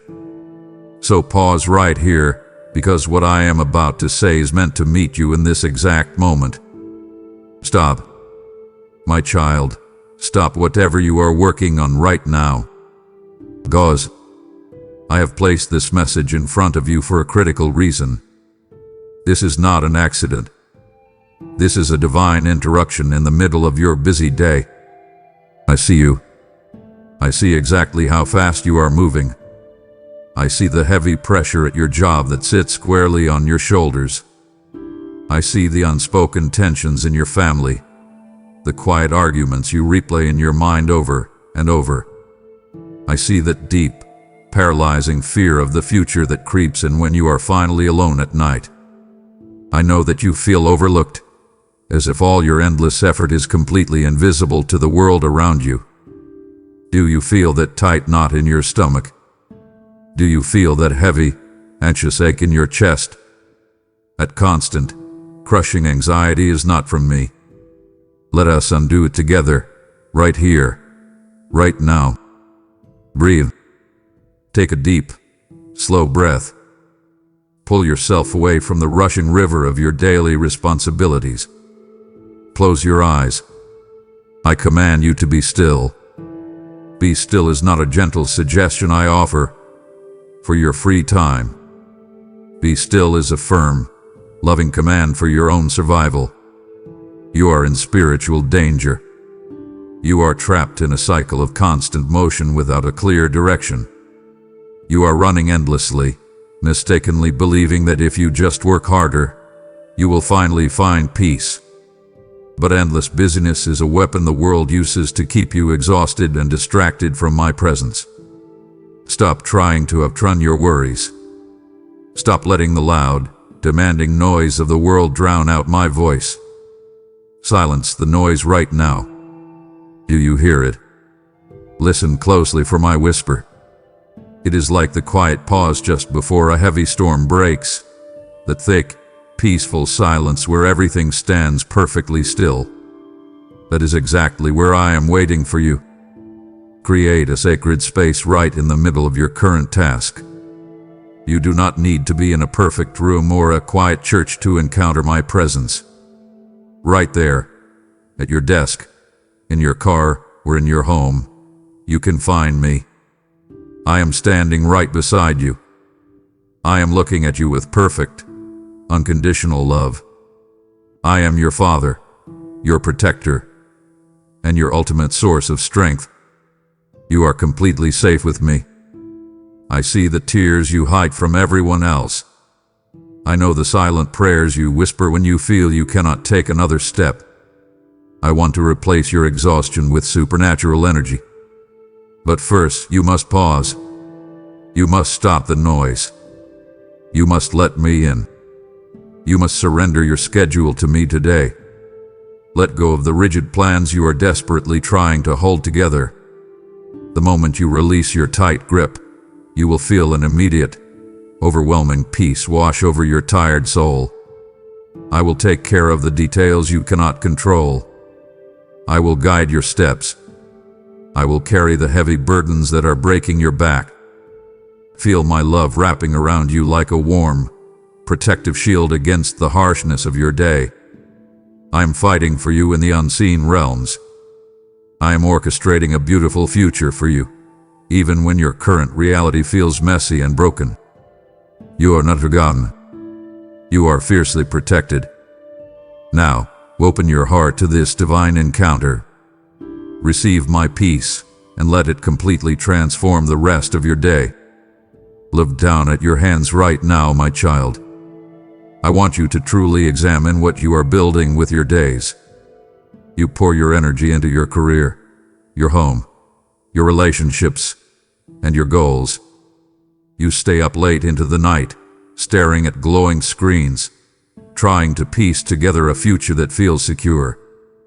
You are working so incredibly hard, but I must ask you a vital question. What exactly is underneath all of this effort? You must evaluate whether you are building your life on shifting sand or on the solid rock of my presence. I see the invisible foundations of your life. I see when you build out of a desperate need to prove your worth to people who do not truly know your soul. You construct your days on the fragile sand of human approval, financial anxiety, and the relentless pressure to succeed. But sand will always shift when the storms of life inevitably come. I want you to stop and feel the futility of work that lacks my anointing. You can labor for hours, draining your mental and emotional reserves, yet feel completely empty at the end of the day. You experience this emptiness because earthly ambition can never satisfy a heart that was designed for a heavenly calling. You chase promotions, you chase stability, and you chase the admiration of your peers. I am not opposed to your success, but I deeply oppose the heavy chains that your ambition wraps around your neck. You must distinguish between the drive of the world and the gentle, powerful pull of my spirit. You have allowed pride to mask itself as productivity. You convince yourself that because you are busy, you are important. You believe that your constant motion makes you valuable. I am here to dismantle that lie. Your value is completely settled in my love for you, long before you ever check a single task off your list. Return to the very first principles of your faith today. You must strip away the complicated systems you have created to manage your life. I invite you to step off the exhausting treadmill of self-reliance. You are trying to be the god of your own small universe, holding every fragile piece together by your own willpower. Put it down. I command you to release your grip on the outcomes you cannot control. You will find an unshakable strength the very moment you step into total dependence on me. I am the architect of your true destiny. I possess the blueprints for a life that brings deep satisfaction and eternal impact. You do not need to figure it all out before the sun goes down. You only need to trust the one who created the sun. When you invite me into the foundation of your work, I will establish your steps. I will breathe life into your tired efforts. I will make your foundation so strong that no economic downturn, no personal failure, and no unexpected crisis will ever sweep you away. Listen to the rhythm of your own breathing for a moment. I hear the shallow, rushed breaths of a soul that is running on completely empty. I see the dark circles under your tired eyes. I feel the heavy, dull ache in your bones when your alarm rings in the morning. You are ignoring the blaring warning signs of spiritual and emotional burnout. You snap at the people you love because your patience is entirely depleted. You feel a constant, low-grade irritation humming in the background of your mind. You wake up exhausted, and you go to sleep anxious. My precious one, you have bought into a toxic myth. You actually believe the lie that I require your total exhaustion for my glory. You think that if you are not suffering, you are not serving. I completely reject that falsehood. I am a father who delights in the vitality and joy of his children, not a harsh taskmaster demanding your collapse. You must understand how your physical and spiritual weariness opens the door wide to the enemy's darkest whispers. When you are entirely depleted, your defenses are shattered. You start to believe that you are a failure. You start to believe that your current struggles will never end. You become cynical, bitter, and isolated. The adversary waits for you to run yourself into the ground, and then he attacks your mind with lies of worthlessness. I command you to step back from the edge of this dangerous cliff. You cannot give what you do not have. Restoration is not a luxury. It is an absolute requirement for your continued service and survival. I do not want you to simply survive your life. I want you to thrive within it. I need you to learn the profound difference between being spent and being poured out. When you are merely spent, you are wasting your precious energy on things that do not matter, leaving you hollow and angry. When you are poured out, you are intentionally giving your energy to the things I have called you to, and I continually refill you from my endless well. You must learn to find your Sabbath rest in the secret place with me. Sabbath is not just a day on your calendar, it is a posture of your heart. I invite you to retreat into my presence. You must close your door, shut off your phone, and sit quietly with me. Let my restorative power wash over your exhausted mind. Let me heal the frayed edges of your nervous system. I will restore your soul, but you must be willing to stop running long enough for me to catch you. Look closely at the things that occupy the vast majority of your thoughts. You spend so much of your precious mental energy worrying about the harvest. You worry about your bank account, your career trajectory, and your social standing. The world constantly screams at you to seek the harvest first, to secure your physical needs and desires before you think of anything else. I am commanding you to completely flip this script. I command you to seek my kingdom first. You are operating backwards and it is causing you immense, unnecessary stress. When you align your heart with my eternal purposes, I take personal responsibility for the harvest you so desperately need. I will supply the provision, the open doors, and the necessary breakthroughs, but you must put my priorities above your own panic. You are currently carrying branches in your life that are completely dead. I see the heavy commitments you maintain merely out of guilt. I see the projects you obsess over that have absolutely zero eternal value. I want to prune these lifeless branches from your daily routine. You must allow me to cut away the excess baggage that is draining your vital sap. You are deeply deceived by the good things in your life. You fill your schedule with good activities, good meetings, and good intentions, but these very things are actively keeping you from the God things I have planned for you. You must become fiercely protective of your time and your focus. Good is the ultimate enemy of best. I am calling you to drop the mediocre tasks so your hands are free to catch the miraculous opportunities I am sending your way. Adjust your internal compass toward eternity right now. You view your daily frustrations through the tiny, narrow lens of your immediate comfort. I want you to zoom out. I want you to see how your small acts of obedience today echo into forever. You will discover a profound, unshakable joy when you deliberately put my will above your own meticulously crafted plans. Your plans are limited by what you can see. My plans are boundless. You feel profound friction in your life right now because you are fighting against the current of my grace. Stop fighting me. Submit your timeline, your desires, and your ambitions to my sovereign care. I promise you, the rewards of a life lived in divine order far outweigh the temporary thrill of getting your own way. I will bring harmony to your chaotic schedule when you make me the undeniable center of your reality. Pay close attention to where your focus is being dragged right this very minute. I need you to recognize the subtle, highly effective weapons the adversary is using against you.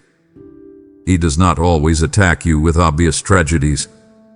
Most days he simply attacks you with relentless busyness. He fills your inbox. He clutters your mind with petty drama, and he keeps your eyes glued to glowing screens. You must see this busyness for what it truly is, a calculated spiritual distraction. The enemy knows that if he can keep you distracted, he can keep you entirely powerless. You have allowed a subtle, dangerous shift to occur in your heart. You have slowly transitioned from a life of worship to a life of endless, frantic work. You perform your duties without a single thought of my presence, treating your days as mere checklists to be conquered. You are caught in the suffocating trap of comparison. You scroll through the digital highlights of other people's lives, and you silently curse your own progress. You look at the coworker who got the promotion, or the friend who seems to have the perfect family, and a dark seed of jealousy takes root in your chest. I command you to stop looking sideways. Your race is custom designed for you alone. When you compare your behind-the-scenes reality to someone else's filtered illusion, you insult the unique path I have carefully laid out for you. Break the heavy chains of digital and social noise immediately. You cannot hear my quiet guidance while you are constantly consuming the loud, chaotic opinions of strangers. You are poisoning your own peace. I invite you to aggressively guard your eyes and your heart during your workday. You must treat your focus as a highly valuable, heavily guarded treasure. Do not hand it over to every random notification that demands your attention. You must intentionally reclaim your focus for the actual task I gave you. I placed you in your specific job, your specific home, and your specific community to be a brilliant carrier of my light. You cannot illuminate a dark room if your own bulb is covered in the grime of worldly distraction. Look up from your screens. Look back at me. I am handing you the clarity you have been begging for, but you must clear the clutter from your mind to receive it. You have just reclaimed your focus from the enemy's loud distractions, but millions are still trapped in that deafening noise, desperately needing this critical interruption. I am inviting you to partner with me right now to violently shatter their heavy chains of digital bondage. When you sow your financial seed today, you are throwing a blinding, fiery rescue flare into the dark, chaotic ocean of the internet, guiding lost and panicked ships safely back to my peaceful shore. I declare over you right now, give, and it will be given to you. A good measure, pressed down, shaken together, and violently running over, I will pour directly into your lap. Do not wait for a more convenient season. This is a sudden, divine appointment to fund the harvest, and as you give, I will fiercely protect your own time and rapidly multiply your earthly resources. Step out in radical obedience today by sending a super thanks, becoming a channel member, or planting a seed through the PayPal link in the description right now. My child, do not walk away now. Do not dare scroll past my voice. It deeply grieves my heart when you willingly give the dark, anxious world hours of your endless scrolling, but you refuse to give your Heavenly Father a few more minutes of your pain. I am just beginning to heal the absolute deepest parts of your exhausted soul. If you leave me now, you walk right back into the suffocating trap of the enemy without your armor. Stay with me. Honor my presence today. The absolute greatest breakthrough is just ahead of you. Keep listening. Step back from the heavy burden you are holding right now. I know the specific struggle that is dominating your thoughts. I know the financial hurdle that seems insurmountable, the relationship that feels irreparably broken, and the creative project that has hit a massive wall. You are staring at this problem from ground level, overwhelmed by its immense size. I invite you to elevate your vision. I want you to see your current struggle strictly through my eternal eyes. From where I sit, This massive mountain blocking your path is nothing but a tiny pebble. You are intensely focused on the outcome of your work, but you must understand a deep, unchangeable truth. I am infinitely more interested in the worker than the work. I am using this very struggle to forge patience, resilience, and unshakable faith deep within your character. You underestimate how a single, genuine moment of prayer can violently change the entire outcome of your day. You rush headlong into your problems, trying to force open doors that are glued shut. I command you to stop striving and start speaking to me. When you invite my perspective into your mundane tasks, the atmosphere completely shifts. You must immediately shift away from your toxic scarcity mindset. You live in constant fear that there is not enough time, not enough money, not enough opportunity. You serve the God of the universe. I own the cattle on 1,000 hills. I operate in massive, overflowing abundance. When you trust me, you tap into resources that your logical mind cannot even comprehend. You must blindly trust that I clearly see the finish line you cannot see. You are terrified because the path ahead is obscured by thick fog. You want a map, but I am asking you to hold my hand. I know exactly where this journey ends, and I promise you that the destination is remarkably good. I want you to find the true why behind your what. Why are you working so hard? If it is just for a paycheck or human applause, you will burn out. But if you do it to honor me, to serve your family, and to bring light into your workplace, your labor becomes a holy offering. I will infuse your repetitive, daily routines with divine significance. You are not just pushing papers or sweeping floors. You are actively participating in the redemption of the world. Look at your life through my eyes, and watch your overwhelming anxiety dissolve into total confidence. Look at your hands right now, my precious child. You have your fists tightly clenched, trying to hold on to every single detail of your life. You are carrying a crushing burden of control, and it is entirely destroying your peace. You wake up in the middle of the night, your mind racing through budgets, schedules, and conversations you cannot change.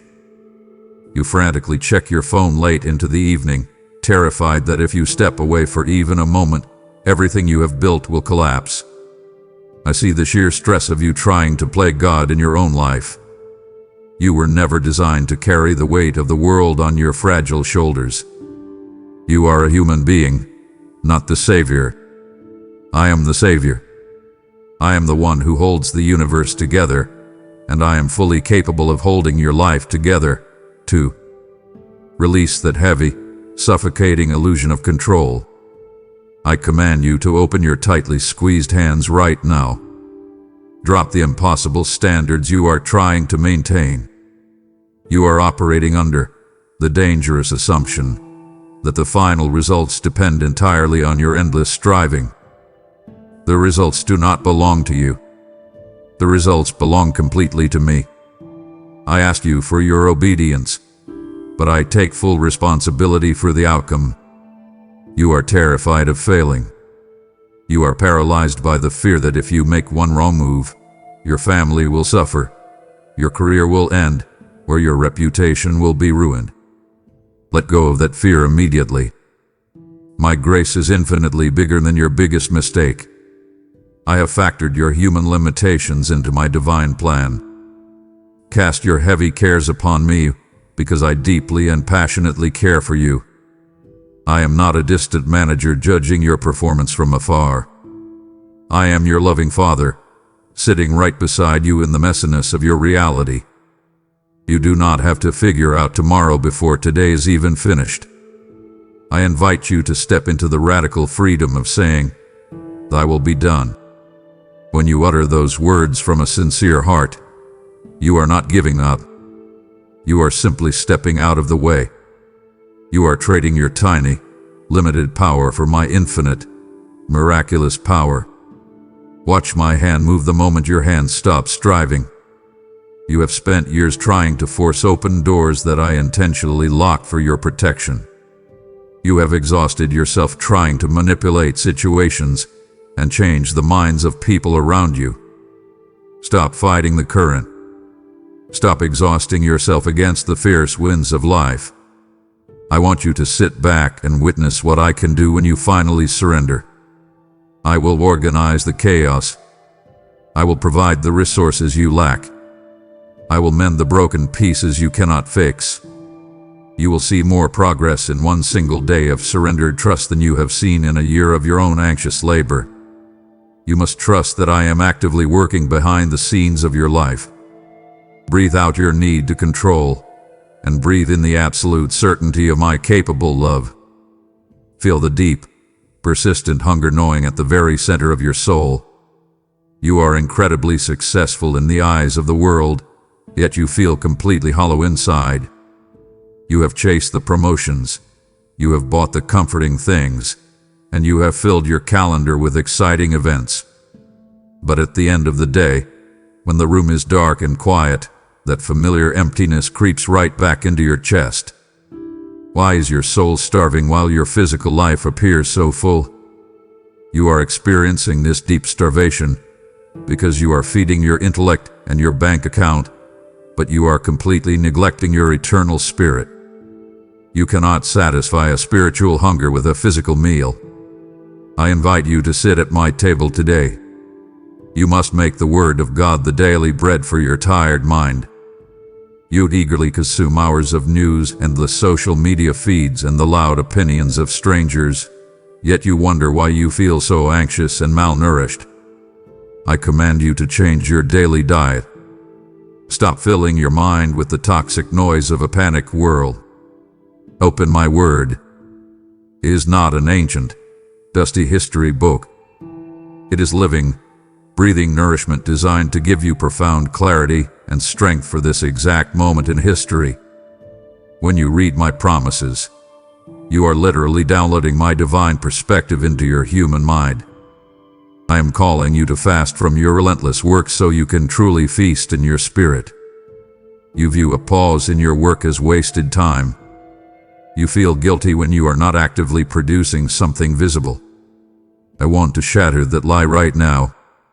Drawing water from the wells of my salvation is the most productive thing you can possibly do. When your spirit is hydrated, your mind is sharp, your emotions are stable, and your physical body finds rest. But when you operate in a state of spiritual dehydration, everything you touch becomes incredibly difficult. The tasks that should take minutes suddenly take hours because you are running on the fumes of your own limited strength. Invite the Holy Spirit to be your active, daily counselor. You do not have to navigate workplace politics, family drama, or financial decisions alone. I have given you the ultimate guide. Maintain your spiritual stamina through constant, simple prayer. Prayer does not need to be a long, complicated speech using fancy words. Prayer is simply keeping the communication line open with me all day long. Talk to me while you drive. Talk to me while you wash the dishes. Talk to me in the middle of a stressful meeting. I am always listening. I'm always ready to pour fresh living water into your parched heart. You must prioritize your spiritual nourishment with the same fierce dedication you use to pursue your earthly goals. Feed your soul today, and watch your overwhelming anxiety starve to death. Look back at the wreckage behind you for just a moment. I see the deep wounds you have caused yourself and others, simply because you were moving entirely too fast.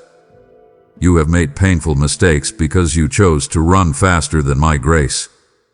You rushed into decisions because you panicked, fearing that if you waited on my timing, you would miss the opportunity entirely. I see the sharp words you snapped at your spouse when you were late. I see the moments you ignored your child's eager question because you were furiously typing an email.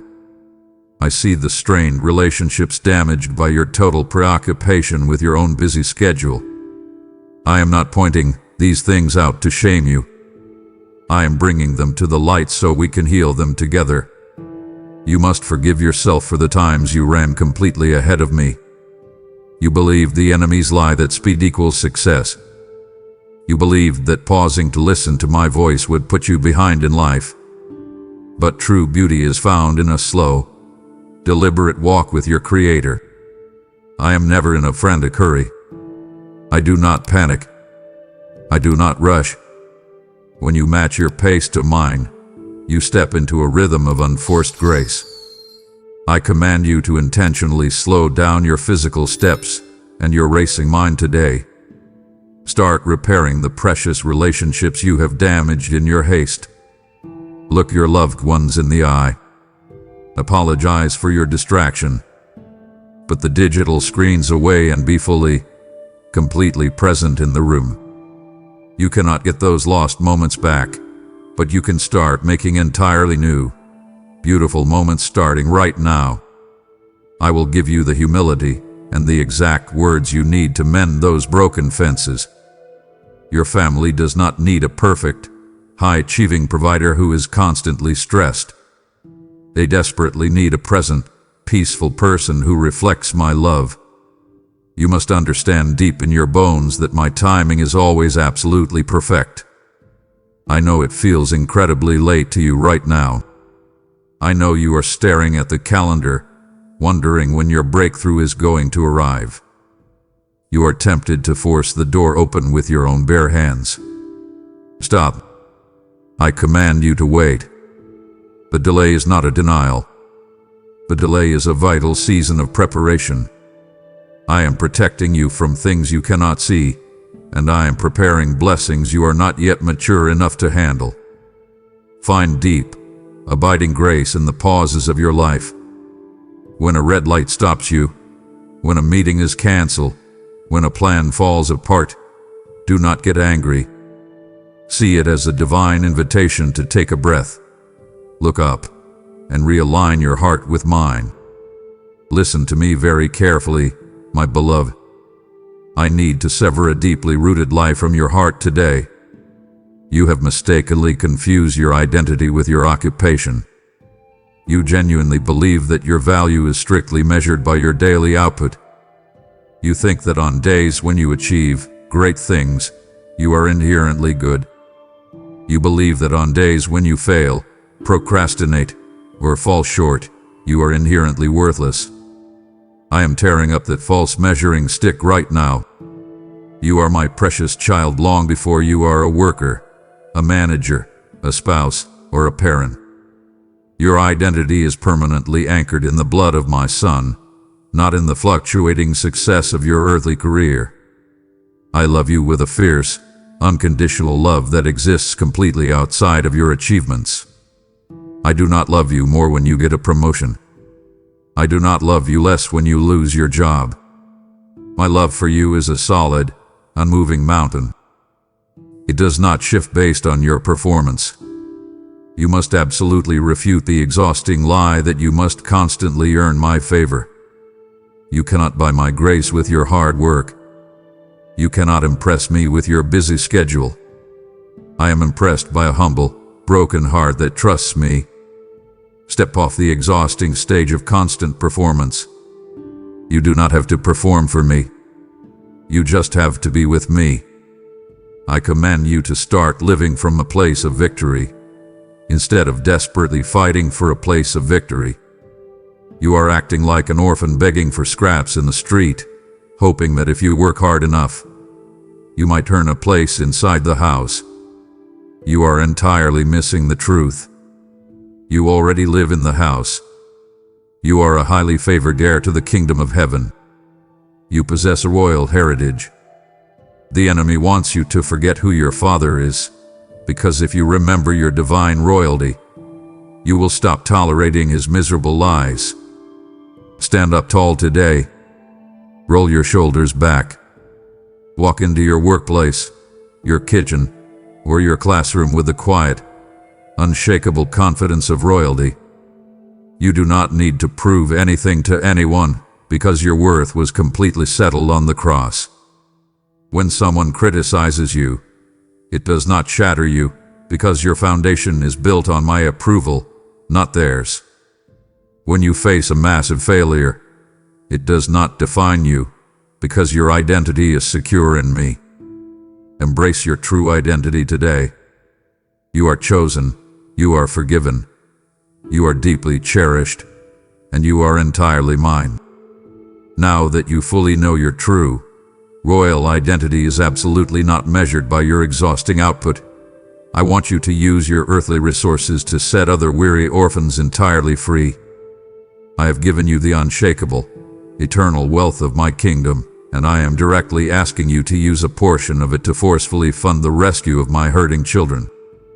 Your financial gift is the pure, healing oil poured directly onto the bruised, bleeding wounds of those who are absolutely starving for my unconditional love. Hear my ancient, unbreakable promise to you today. He who generously refreshes others will himself be profoundly and miraculously refreshed by my own hand. There is a terrified soul frantically searching for this exact, critical message right this very second, and your immediate generosity will literally deliver it straight to their screen while I pour massive, unexpected favor over your own finances. Secure this divine partnership immediately by clicking the Super Thanks button, joining as a highly valued member, or giving through the PayPal link in the description below. Stop. Do not even think about closing this out. It literally breaks my heart to pieces when you invite me into your quiet pain, only to abruptly abandon our sacred conversation the very second your worldly schedule demands it. I am actively pouring out my eternal lifeblood to miraculously rescue your mind today. To turn away right now is to violently reject the very miracle you have been tearfully begging me for in the dark. Do not disappoint my spirit. Stay perfectly still, give me your absolute focus, and let me finish what I have miraculously started inside you. Examine the sacrifices you are laying on the altar of your life right now. You are offering me massive amounts of your time, your money, and your exhausting labor. You are running yourself ragged doing incredibly good things. You volunteer, you work overtime to provide, you help your neighbors, and you serve in your community. But I must tell you a hard, loving truth. Your obedience is infinitely better than the sacrifice of your exhausted time. I do not simply want your busy hands. I want your fully submitted heart. You can do 1,000 godly things, but if you do them without the direction of my spirit, you are just making religious noise.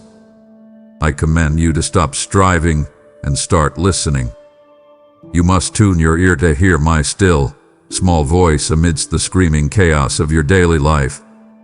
I am rarely found in the earthquake or the fire of constant busyness.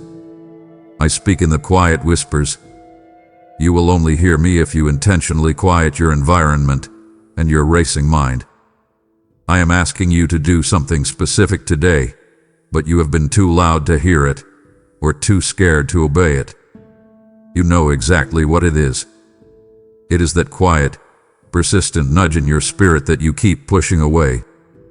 There is an overwhelming, supernatural blessing that immediately follows a heart that simply says yes to me. I am not asking you to figure out the entire 10-year plan. I am only asking you to obey the instruction I am giving you for the next 10 minutes. I have prepared a highly specific, customized path just for you. But you cannot walk on my path if you insist on paving your own roads. You are working so hard to climb a ladder that is leaning against the entirely wrong wall. I want to move your ladder. I want you to succeed, but I want you to succeed in the exact calling I created you for. Submit your brilliant talents back to the one who actually gave them to you. Your intelligence, your creativity, and your profound ability to connect with people, these are not your own inventions. They are divine tools I placed in your hands to build my kingdom. Stop using my tools solely to build your own temporary empire. When you yield your gifts entirely to me, I will multiply their impact in ways that will leave you absolutely speechless. The greatest success you will ever experience is the profound peace of knowing you are standing exactly where I told you to stand. Say yes to me today. Obey the quiet promptings of my spirit. Step out in radical faith, and I will meet you with radical provision.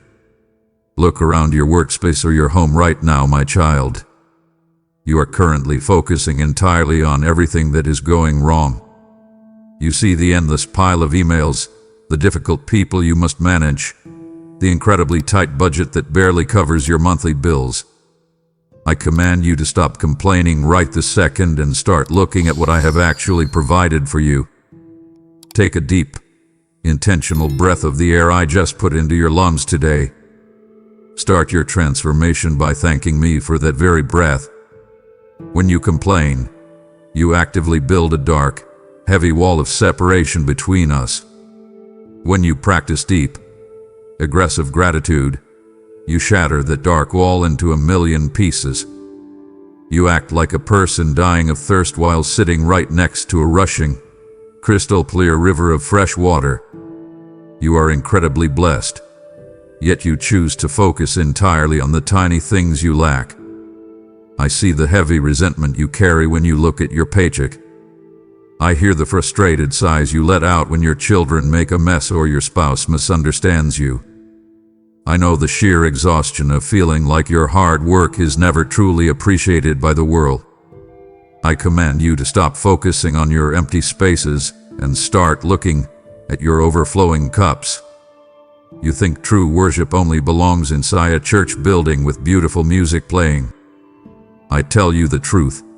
Your worship belongs right there at your desk, in your car during your stressful commute, and in your kitchen while you wash the dirty dishes. Gratitude is not a soft, weak emotion. It is a fierce, highly effective weapon against the darkness of your own mind.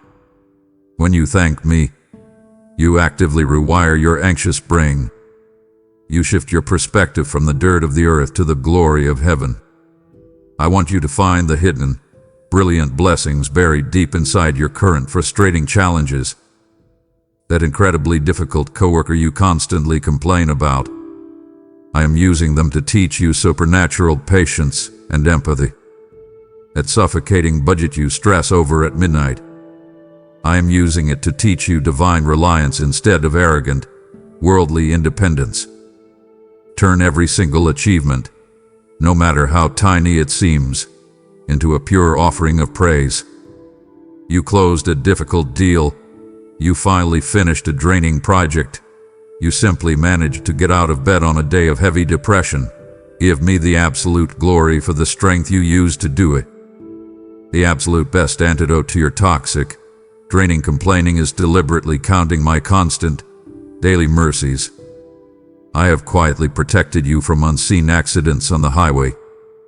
I have healed you from illnesses you did not even know you carried. I have provided the warm meals you ate without a second thought. View your daily, mundane work as a massive, visible platform for my glory. When people look at you in the office or the neighborhood, they should see a worker who is strangely joyful, incredibly peaceful, and radically grateful. They will ask you why you smile when everyone else is panicking over the economy or the news. And you will tell them about me. I will completely transform the heavy atmosphere of your workspace the moment you replace your bitter grumbling with genuine, heartfelt gratitude. I invite you to make this shift right now. Say thank you to me in the quietness of your mind. I am listening. I am watching. And I am smiling deeply at your grateful heart. Sit quietly for a moment and examine the profound frustration burning intensely in your chest. You absolutely hate to wait. You live in a fast-paced world that constantly promises instant delivery, instant answers, and instant, overnight success. But I operate on an entirely different, eternal timeline. I see you desperately pacing back and forth in the spiritual waiting room of your life. You are nervously checking your watch, constantly checking your bank account, and frantically refreshing your emails, wondering when I am finally going to show up and fix your situation. You are completely exhausted from trying to force doors open that I have intentionally, lovingly locked shut. I command you to stop banging your bruised fists against those closed doors today. If I closed a door, I did it to protect you from a dangerous room you were not ready to enter. You must trust my closed doors just as much as my open ones. I deeply know the unique pain of an unanswered prayer. I see the hot tears you cry over the loyal spouse you have not yet met, the child you have not yet held, or the physical healing that has not yet manifested in your body. You feel entirely forgotten by heaven. You feel like I have skipped over your address while blessing everyone else on your street. I completely reject that lie for you right now. I have not forgotten you. I am actively, aggressively working on your behalf in the deeply uncomfortable silence. You must understand that massive, unshakable spiritual growth happens right there in the lonely waiting room. Think of a tiny seed. A seed does not sprout the very moment you bury it in the dirt. It sits in the dark, cold, heavy ground, undergoing a radical, invisible transformation before it ever breaks the surface to see the sun. You feel like you are buried in the dirt right now. You are in the dark. But you are not buried, my child. You are planted. I am using this agonizing delay to develop a profound, unshakable patience deep within your human character. Patience is not merely killing time, it is a powerful, active fruit of my spirit. They that wait upon the Lord shall completely renew their exhausted strength. I will cause you to mount up with massive wings like eagles. You will run your race and not be weary. You will walk through the fire and not faint. But you must actually choose to wait. You must trust my heavy silence just as fiercely as you trust my spoken, joyful promises. You panic when you do not hear my loud voice, falsely thinking I have abandoned you to figure it out alone. Remember this. A good teacher is always totally silent during the middle of the test. You are in a crucial season of testing, and I am watching you closely with immense, fatherly pride. I invite you to sit down in that waiting room. Stop your anxious pacing. Take a deep, slow breath. Let the profound peace that passes all human understanding fiercely guard your racing mind. The delay you are experiencing is not a permanent denial. The delay is the exact, rigorous preparation required for the massive blessing I am about to release into your life. I am refining your hidden motives. I am building your spiritual endurance. When the right time perfectly aligns with your right preparation, I will move with sudden, undeniable power. Until then, you must wait with a heart full of absolute, unwavering trust. Look out the window and observe the undeniable, beautiful rhythm of the natural world I created. You'd easily understand that an apple tree cannot bear sweet fruit in the freezing dead of winter, yet you constantly, unfairly demand a massive harvest in your own life during your spiritual season of snow. You are profoundly confused and deeply exhausted because you do not understand the specific spiritual season you are currently living in. You look around at your friends, your peers, and your colleagues who are experiencing massive breakthroughs, huge financial gains, and highly visible success. You see them joyfully reaping a beautiful autumn harvest, and you look down at your own bare, empty hands in deep despair. You feel like you are drastically behind in life. I command you to stop comparing your quiet winter to someone else's loud harvest. You are fiercely judging your own beautiful progress by an entirely wrong, worldly metric. I need you to accurately identify if you are in a season of planting seeds or a season of gathering crops. Right now, many of you are in a quiet, hidden, seemingly lonely winter season. The winter season feels incredibly cold, isolated, and entirely unproductive to your human eyes. The visible branches of your life feel completely bare and dead. But you must absolutely accept the winter seasons of deep rest and intense, quiet preparation. In the winter, The tree is not dead at all. It is simply sending its massive roots much deeper into the unseen soil to survive the violent storms that are coming. I am currently driving your spiritual roots deep into the truth of my word, the reality of my presence, and the strength of my character. Do not violently rush the harvest before your fruit is actually ripe. If you selfishly pull a green fruit off the branch too early, it is bitter, hard, and completely useless. If I give you the promotion, the relationship, or the public platform before your private character is fully developed, the immense pressure of that blessing will completely destroy you. I love you entirely too much to let you succeed prematurely. There is a very specific, perfectly tailored, customized grace available for the exact season you are in right now. If you are in a grueling season of intense labor, I will give you the supernatural stamina to keep pushing the plow.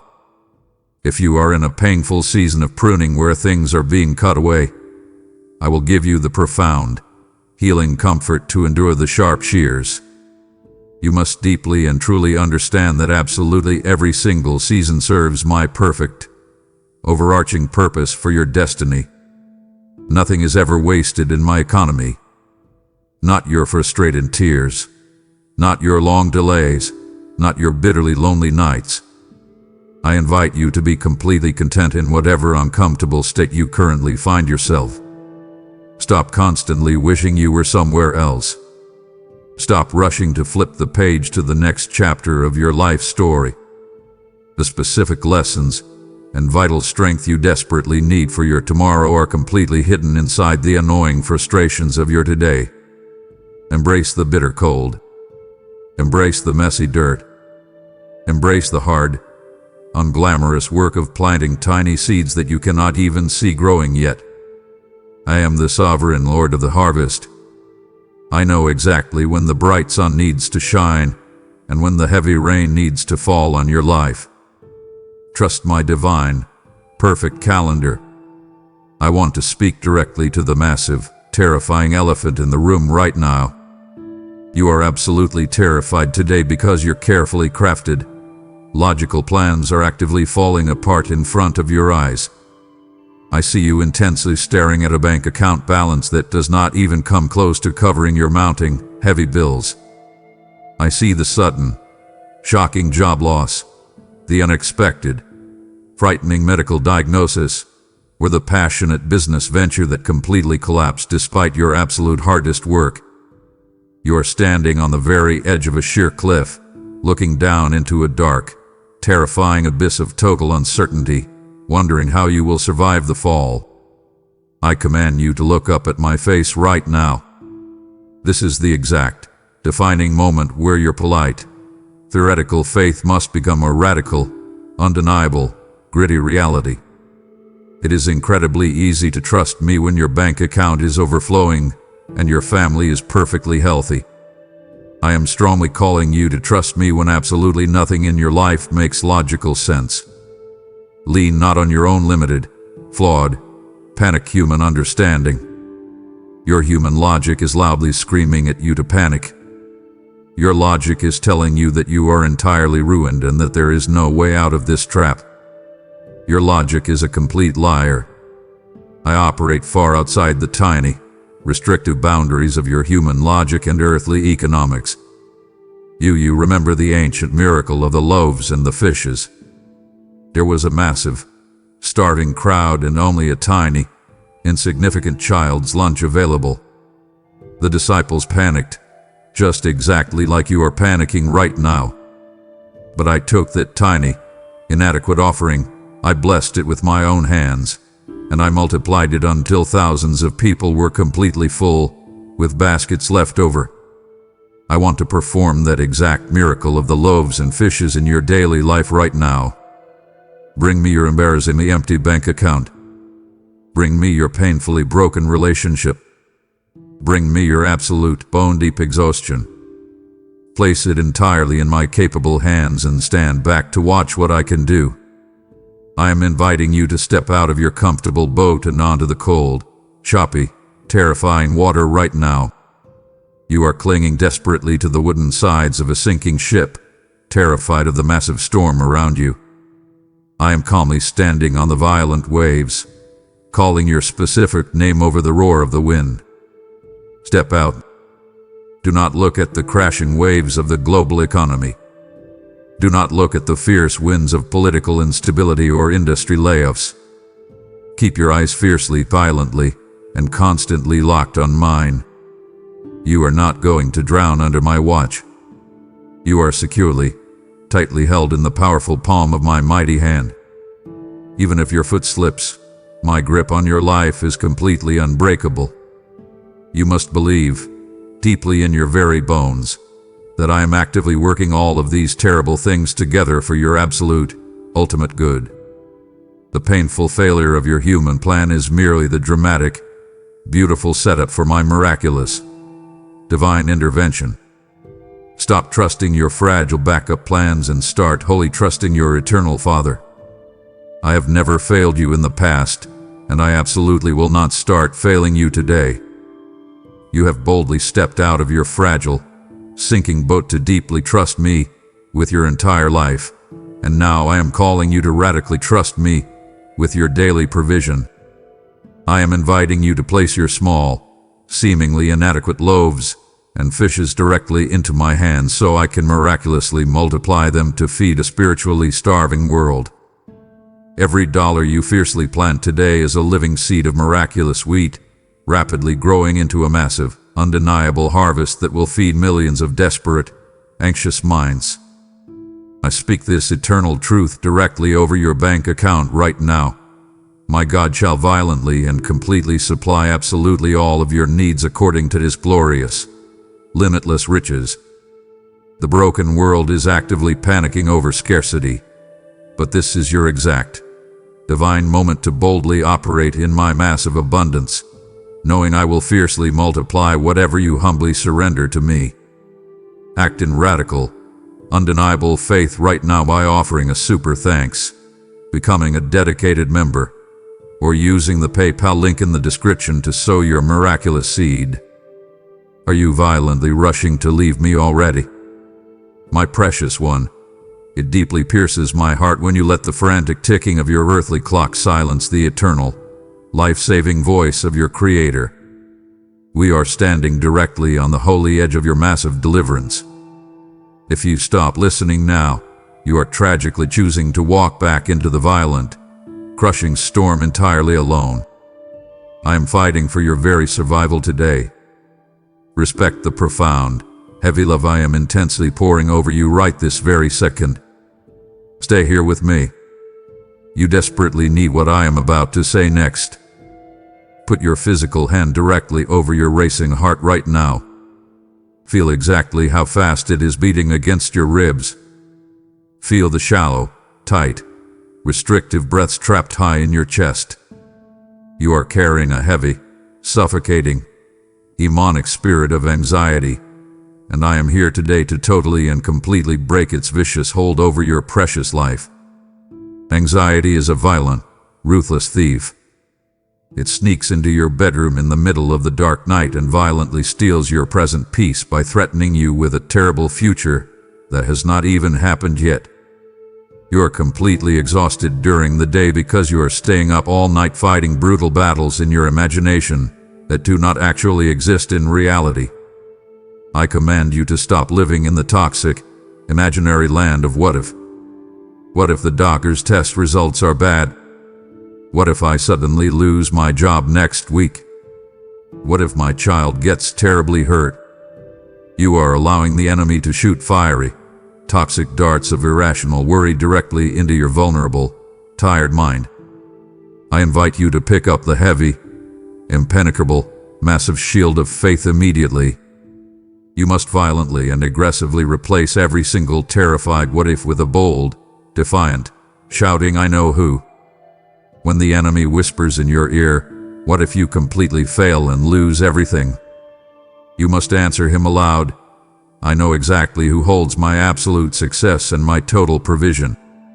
You must fight back against the darkness with the undeniable, blazing truth of my word.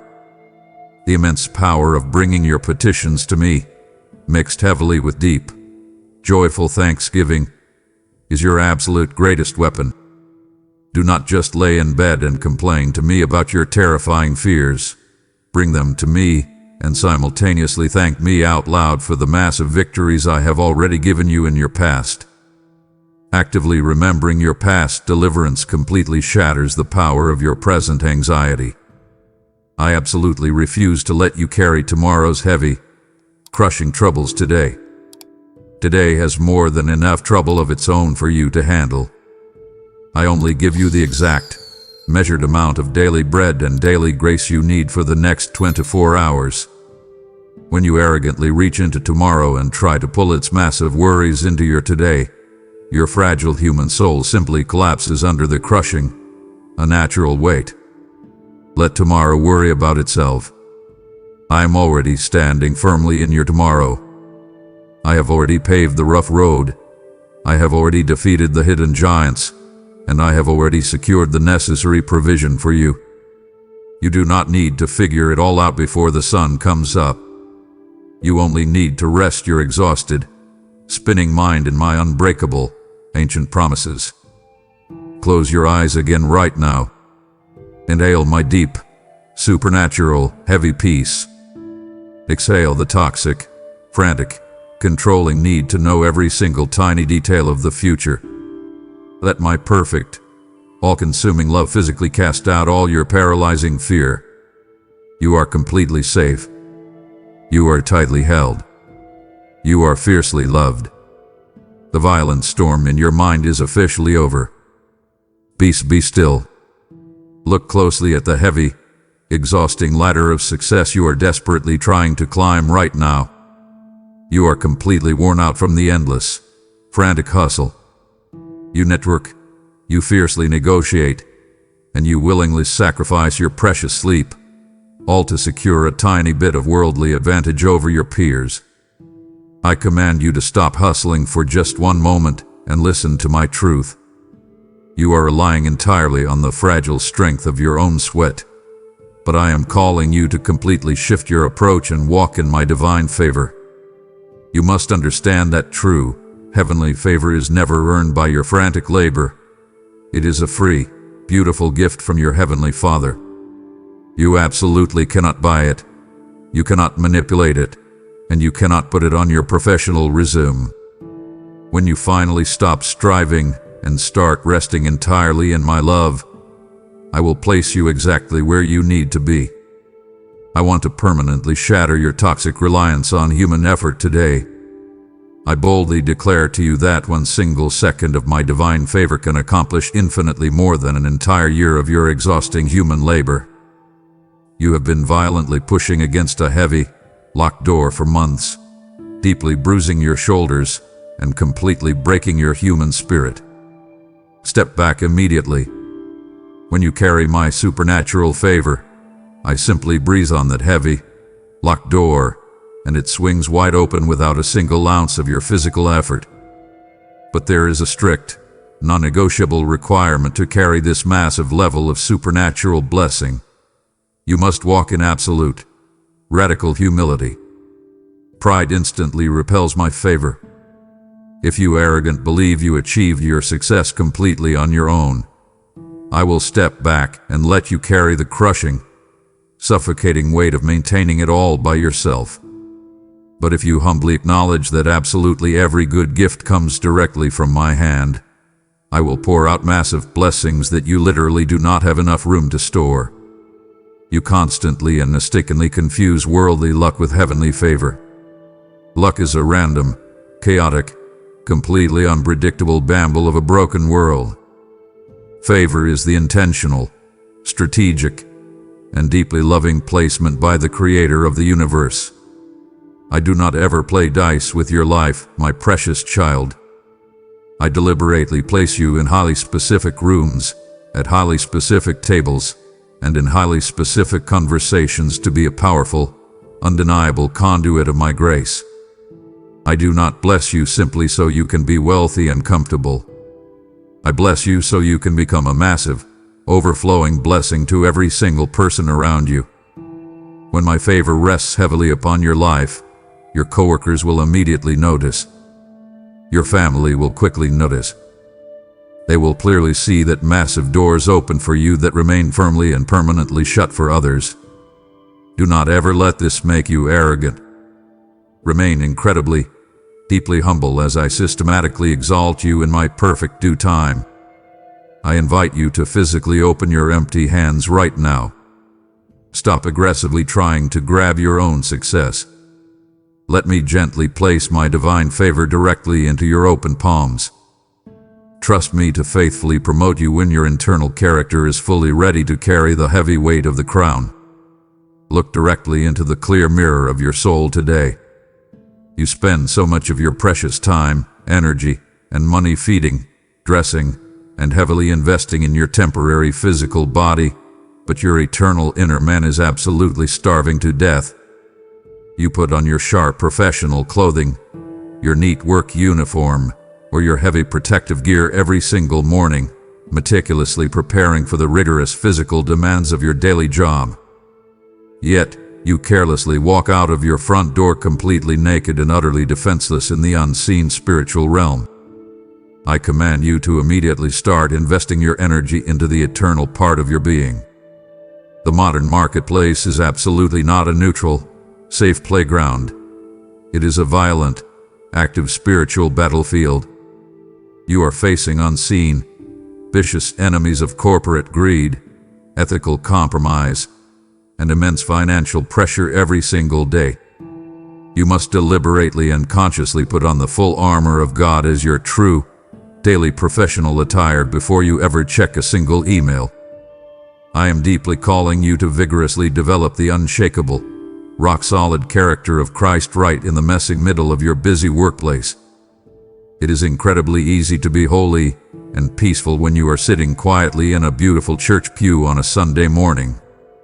I want to clearly see your holiness on a deeply stressful Tuesday afternoon when a major, expensive deal completely falls apart.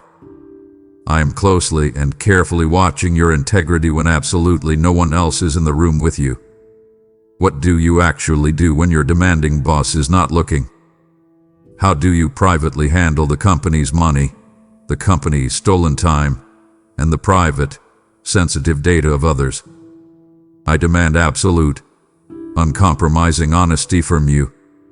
You will constantly face the dark, subtle temptation to take a quick shortcut, to tell a small white lie to save your face, or to slightly alter the financial numbers to look better. Resist that toxic temptation with absolutely everything inside of you.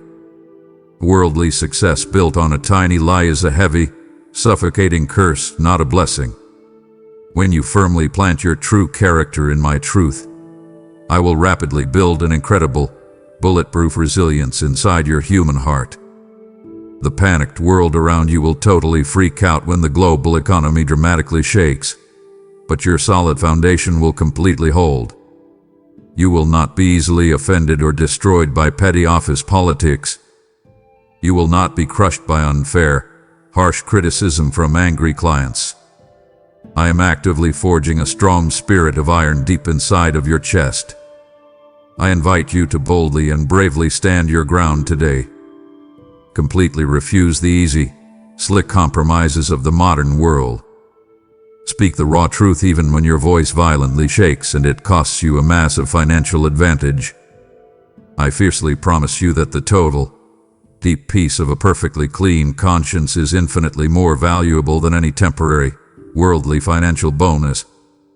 When your heart is firmly and totally fixed entirely on me, you become a massive, unstoppable force of bright light in a deeply corrupt world. Strengthen your inner man today through feeding on my word, and I will make you completely fearless in the terrible face of any professional giant. Stop absolutely everything you are doing and check the heavy, toxic emotional temperature of your heart right now. You are walking slowly through your daily tasks with a dark, suffocating, heavy cloud of misery hanging directly over your head. You view your daily, miraculous life as a brutal, endless, deeply painful grind. You drag your heavy feet into work. You constantly complain about your demanding boss, and you stare blankly at the clock, desperately waiting for the painful day to finally end. I fiercely command you to violently shake off that heavy, toxic blanket of dark cynicism right now. You have completely lost your divine joy, and without your joy, you have completely lost your actual, physical strength. The pure joy of the Lord is not just a happy, fleeting human mood. It is your real, tangible, highly aggressive weapon of strength. A heavy, bitter, complaining heart massively hinders the miraculous healing work I want to deeply do through your hands today.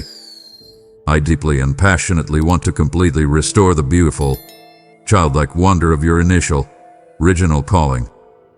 Think back and remember the very first day you started that specific job, or proudly moved into that house, or held your very first child. You were bursting at the seams with profound gratitude, massive hope, and pure joy. Reclaim that exact, burning fire today. I fiercely invite you to find genuine, deep, bellow-laughing delight in the incredibly small, mundane, seemingly boring tasks of your day.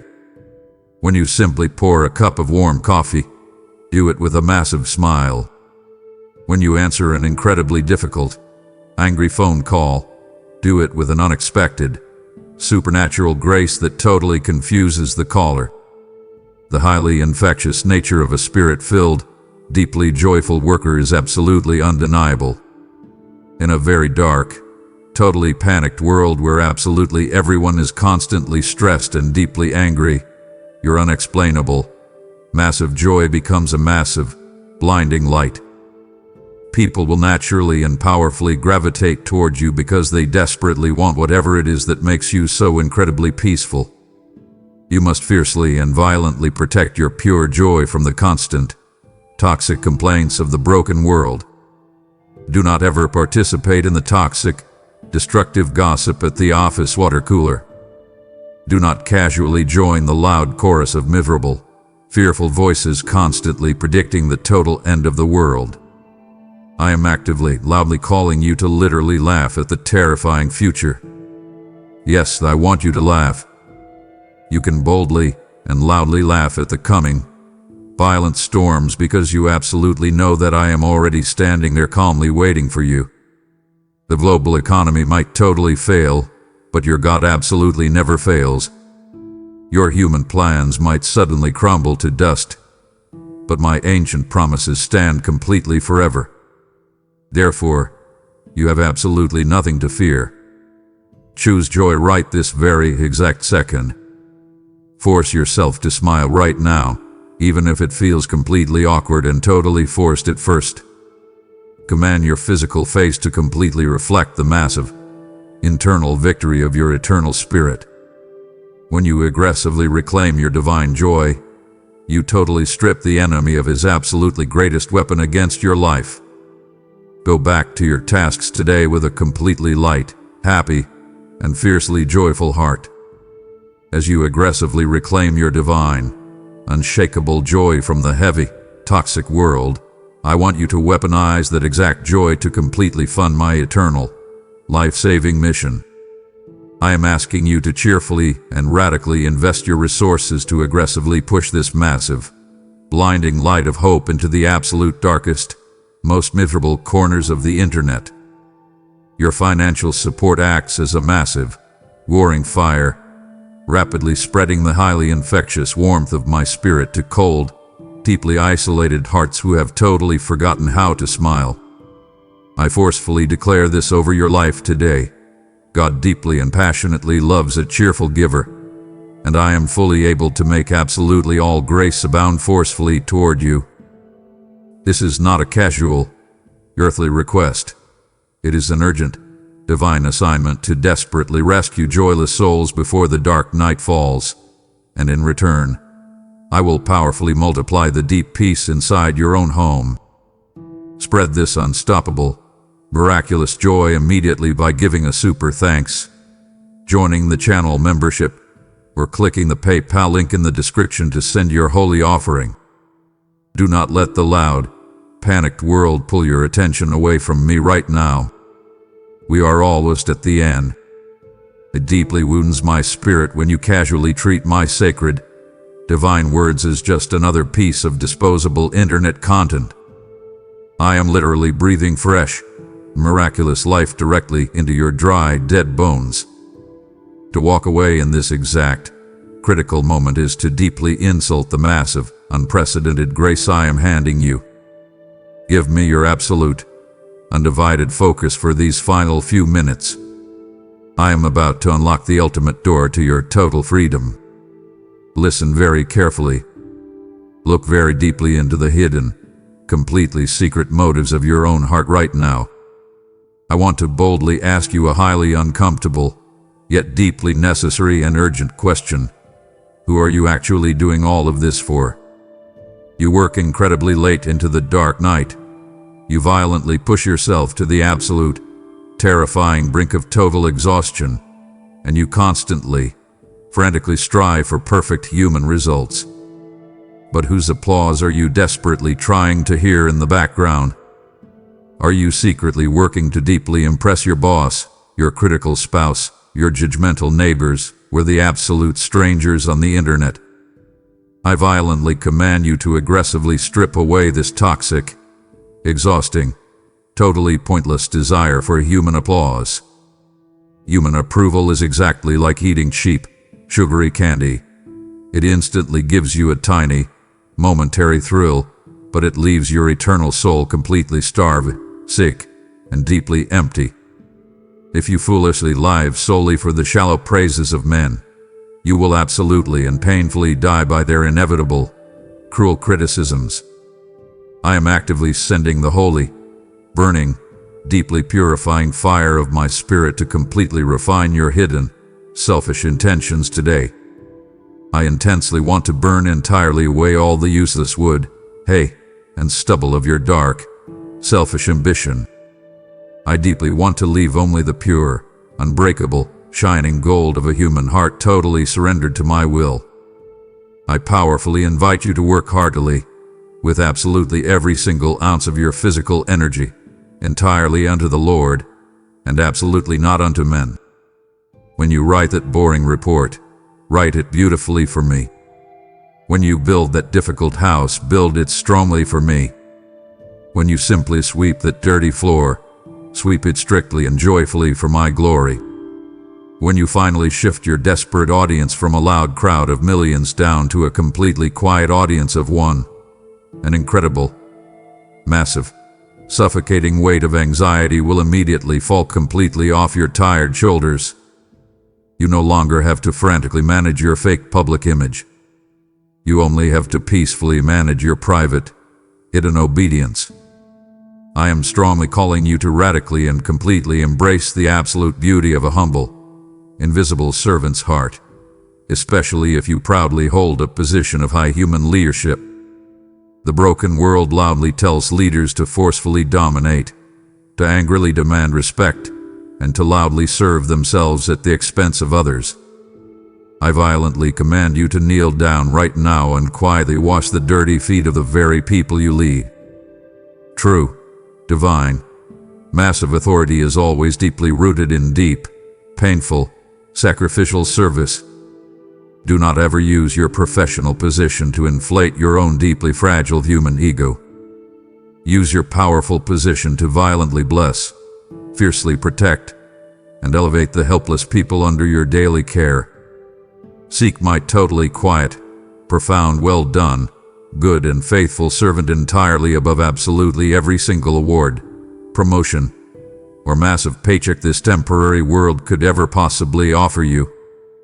Purify your deep motives right now. Tell me loudly that you belong entirely to me. Surrender your deep, toxic need to be famous, to be right, and to be constantly recognized. When you completely empty yourself of your own blinding pride, I will absolutely fill you to the absolute brim with my undeniable, world-changing, miraculous presence.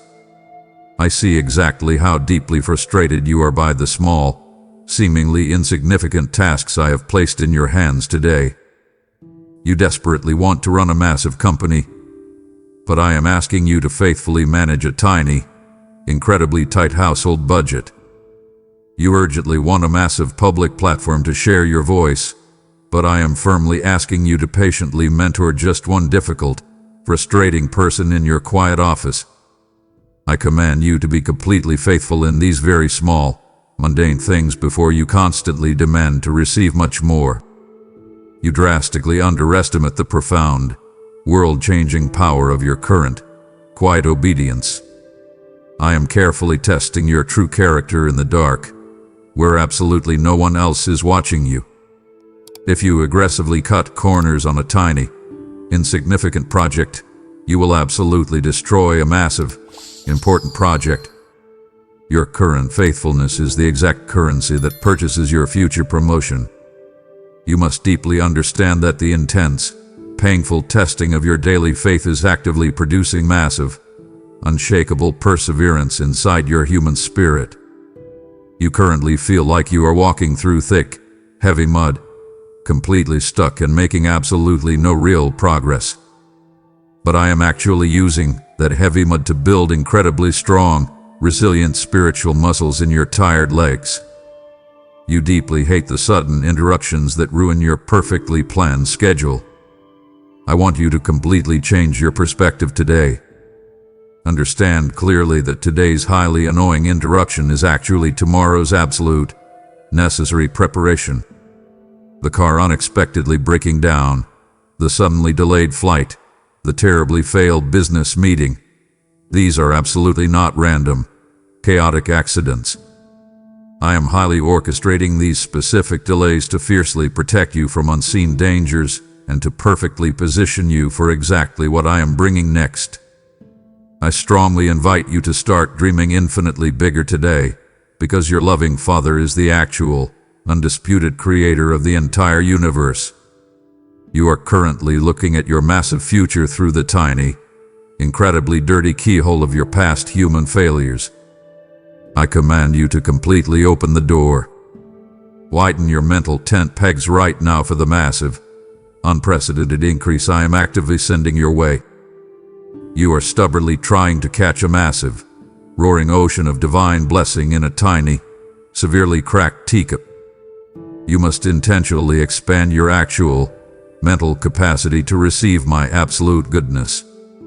Stop telling me how incredibly small your bank account is, and start boldly declaring how incredibly big your God is. Align your narrow, deeply panicked vision entirely with my infinite, limitless possibilities. I am completely unbound by your fragile human economy, your lack of an impressive college degree, or your deeply flawed family background. I am actively preparing you for truly greater things right now. But you must pass the vital, crucial test of your current, totally mundane Tuesday. Step up immediately.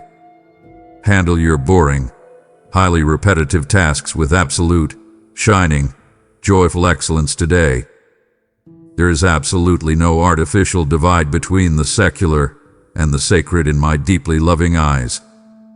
You mistakenly and foolishly believe that I only deeply care about your life when you are loudly singing in a church building or quietly reading your Bible in the morning. I completely reject that narrow, religious box. I intensely invite you to actively worship me directly through your highly complicated spreadsheets, your endless, boring emails, and your exhausting, sweaty physical labor. Your hard, honest, diligent work is a beautiful, deeply fragrant offering directly to my throne. When you intentionally change a dirty diaper with profound love, you are doing holy work. When you actively negotiate a fair, honest business contract, you are doing holy work. When you safely drive your car through terrible, chaotic traffic with complete patience, you are doing holy work. I strongly command you to make your noisy office, your chaotic living room, or your muddy, difficult job site an actual, holy sanctuary today. You completely change the unseen spiritual atmosphere of a physical room the very second you walk into it carrying my deep, heavy peace. You are an active carrier of my divine presence. Invite the Holy Spirit to immediately give you brilliant, highly creative solutions to your seemingly impossible, daily work problems. You are staring blankly at a broken computer program, a totally failing marketing plan, or a deeply troubled, angry child, and you are completely out of human ideas. Stop panicking. Ask me for the answer. I literally invented human creativity. I formed the complex human brain. I know exactly how to fix the broken system sitting right in front of you. Practice the powerful, deeply calming presence of God constantly throughout your entire, busy day. You absolutely do not need to pause your actual life and run to a quiet mountain to find me. You simply need to actively, quietly recognize that I am already completely right there with you in the crowded elevator. I will personally grant you a deep, profound, totally unexplainable peace that strongly remains even when your heavy workload massively increases. Your demanding boss might aggressively drop 3 new, completely impossible projects on your crowded desk this afternoon. Do not panic. Do not let your heart race. Simply smile, take a deep, slow breath, and quietly invite me to completely help you carry the heavy load. Your daily, totally mundane tasks are deeply, incredibly holy when you do them entirely side by side with me. Let my massive, divine presence completely saturate absolutely every single practical detail of your ordinary life today. Resume your heavy, highly demanding work right now, my precious child. But you must do it with a completely transformed, deeply rested, and totally fearless heart. You are about to turn your tired eyes back to the glowing computer screen, back to the messy, loud kitchen, or back to the heavy, complicated tools of your specific trade. I fiercely command you to carry the massive, heavy piece of this quiet, intimate moment directly into your very next difficult task. Do not immediately and foolishly lose what we just beautifully built together the very second your cell phone loudly rings. Guard this profound peace fiercely. When the heavy pressure of the day tries to suddenly rush back in, you must violently push it back out with the solid truth of my absolute promises. Know with absolute, unshakable, rock-solid certainty that I am walking directly with you always, until the very end of time. I am absolutely not sending you back into your deeply stressful, chaotic day alone. I am boldly stepping right back into the hot, fiery furnace right beside you. I will actively guide your hands. I will sharply clear your tired mind, and I will powerfully guard your fragile heart. Rest completely in the solid, comforting assurance that your honest, grueling labor in the Lord is absolutely never, ever in vain. The loud, broken world might completely ignore your quiet, massive daily sacrifices, but I see absolutely every single one of them. I am actively, permanently recording your faithful, hidden obedience in heaven. Your reward is entirely secure with me. Live boldly and aggressively as a massive, blinding light in a deeply dark, intensely panicked, and incredibly busy world. When terrified people frantically run around you in total, absolute fear concerning the economy or the news, you will stand completely still in total, unshakable faith. They will desperately want to know your secret. They will beg you to tell them why you are so deeply calm in the middle of a massive storm. You will simply, joyfully point them directly to me. I leave you right now with a massive, final, overwhelming blessing of supernatural physical strength, brilliant divine wisdom, and all-consuming, perfect love. I totally command your heavy anxiety to completely flee from your mind right now. I completely command your exhausted physical body to be fully, miraculously energized. Go forth directly into the rest of your day with absolute, radical, unshakable confidence. You are deeply cherished. You are fiercely protected. You are fully, completely equipped. Now, my beloved child, go right back to your daily work and boldly conquer your exact reality in my powerful name. Before you boldly go forth to conquer your busy day with this newly found, unshakable peace, I have one final, highly critical instruction for your obedient heart. I am urgently calling you to physically partner with me to absolutely guarantee this life-saving broadcast continues to violently interrupt the frantic lives of those heading straight toward destruction. Your generous offering is the heavy, flowing, supernatural oil that keeps this massive lighthouse burning brightly, safely guiding heavily battered ships through the absolute darkest global storms. Receive this unshakable, ancient promise directly into your spirit. Honor the Lord with your wealth and with the first fruits of all your produce. Then your barns will be violently filled with massive, overwhelming plenty. Souls are literally hanging in the terrifying balance right this very second, and your immediate action will actively fund their spiritual rescue while I simultaneously unlock supernatural, unprecedented increase over your own career. Do not dare close this video without leaving your eternal mark. Boldly give us super thanks, become a dedicated member, or donate through the PayPal link in the description right now. Amen.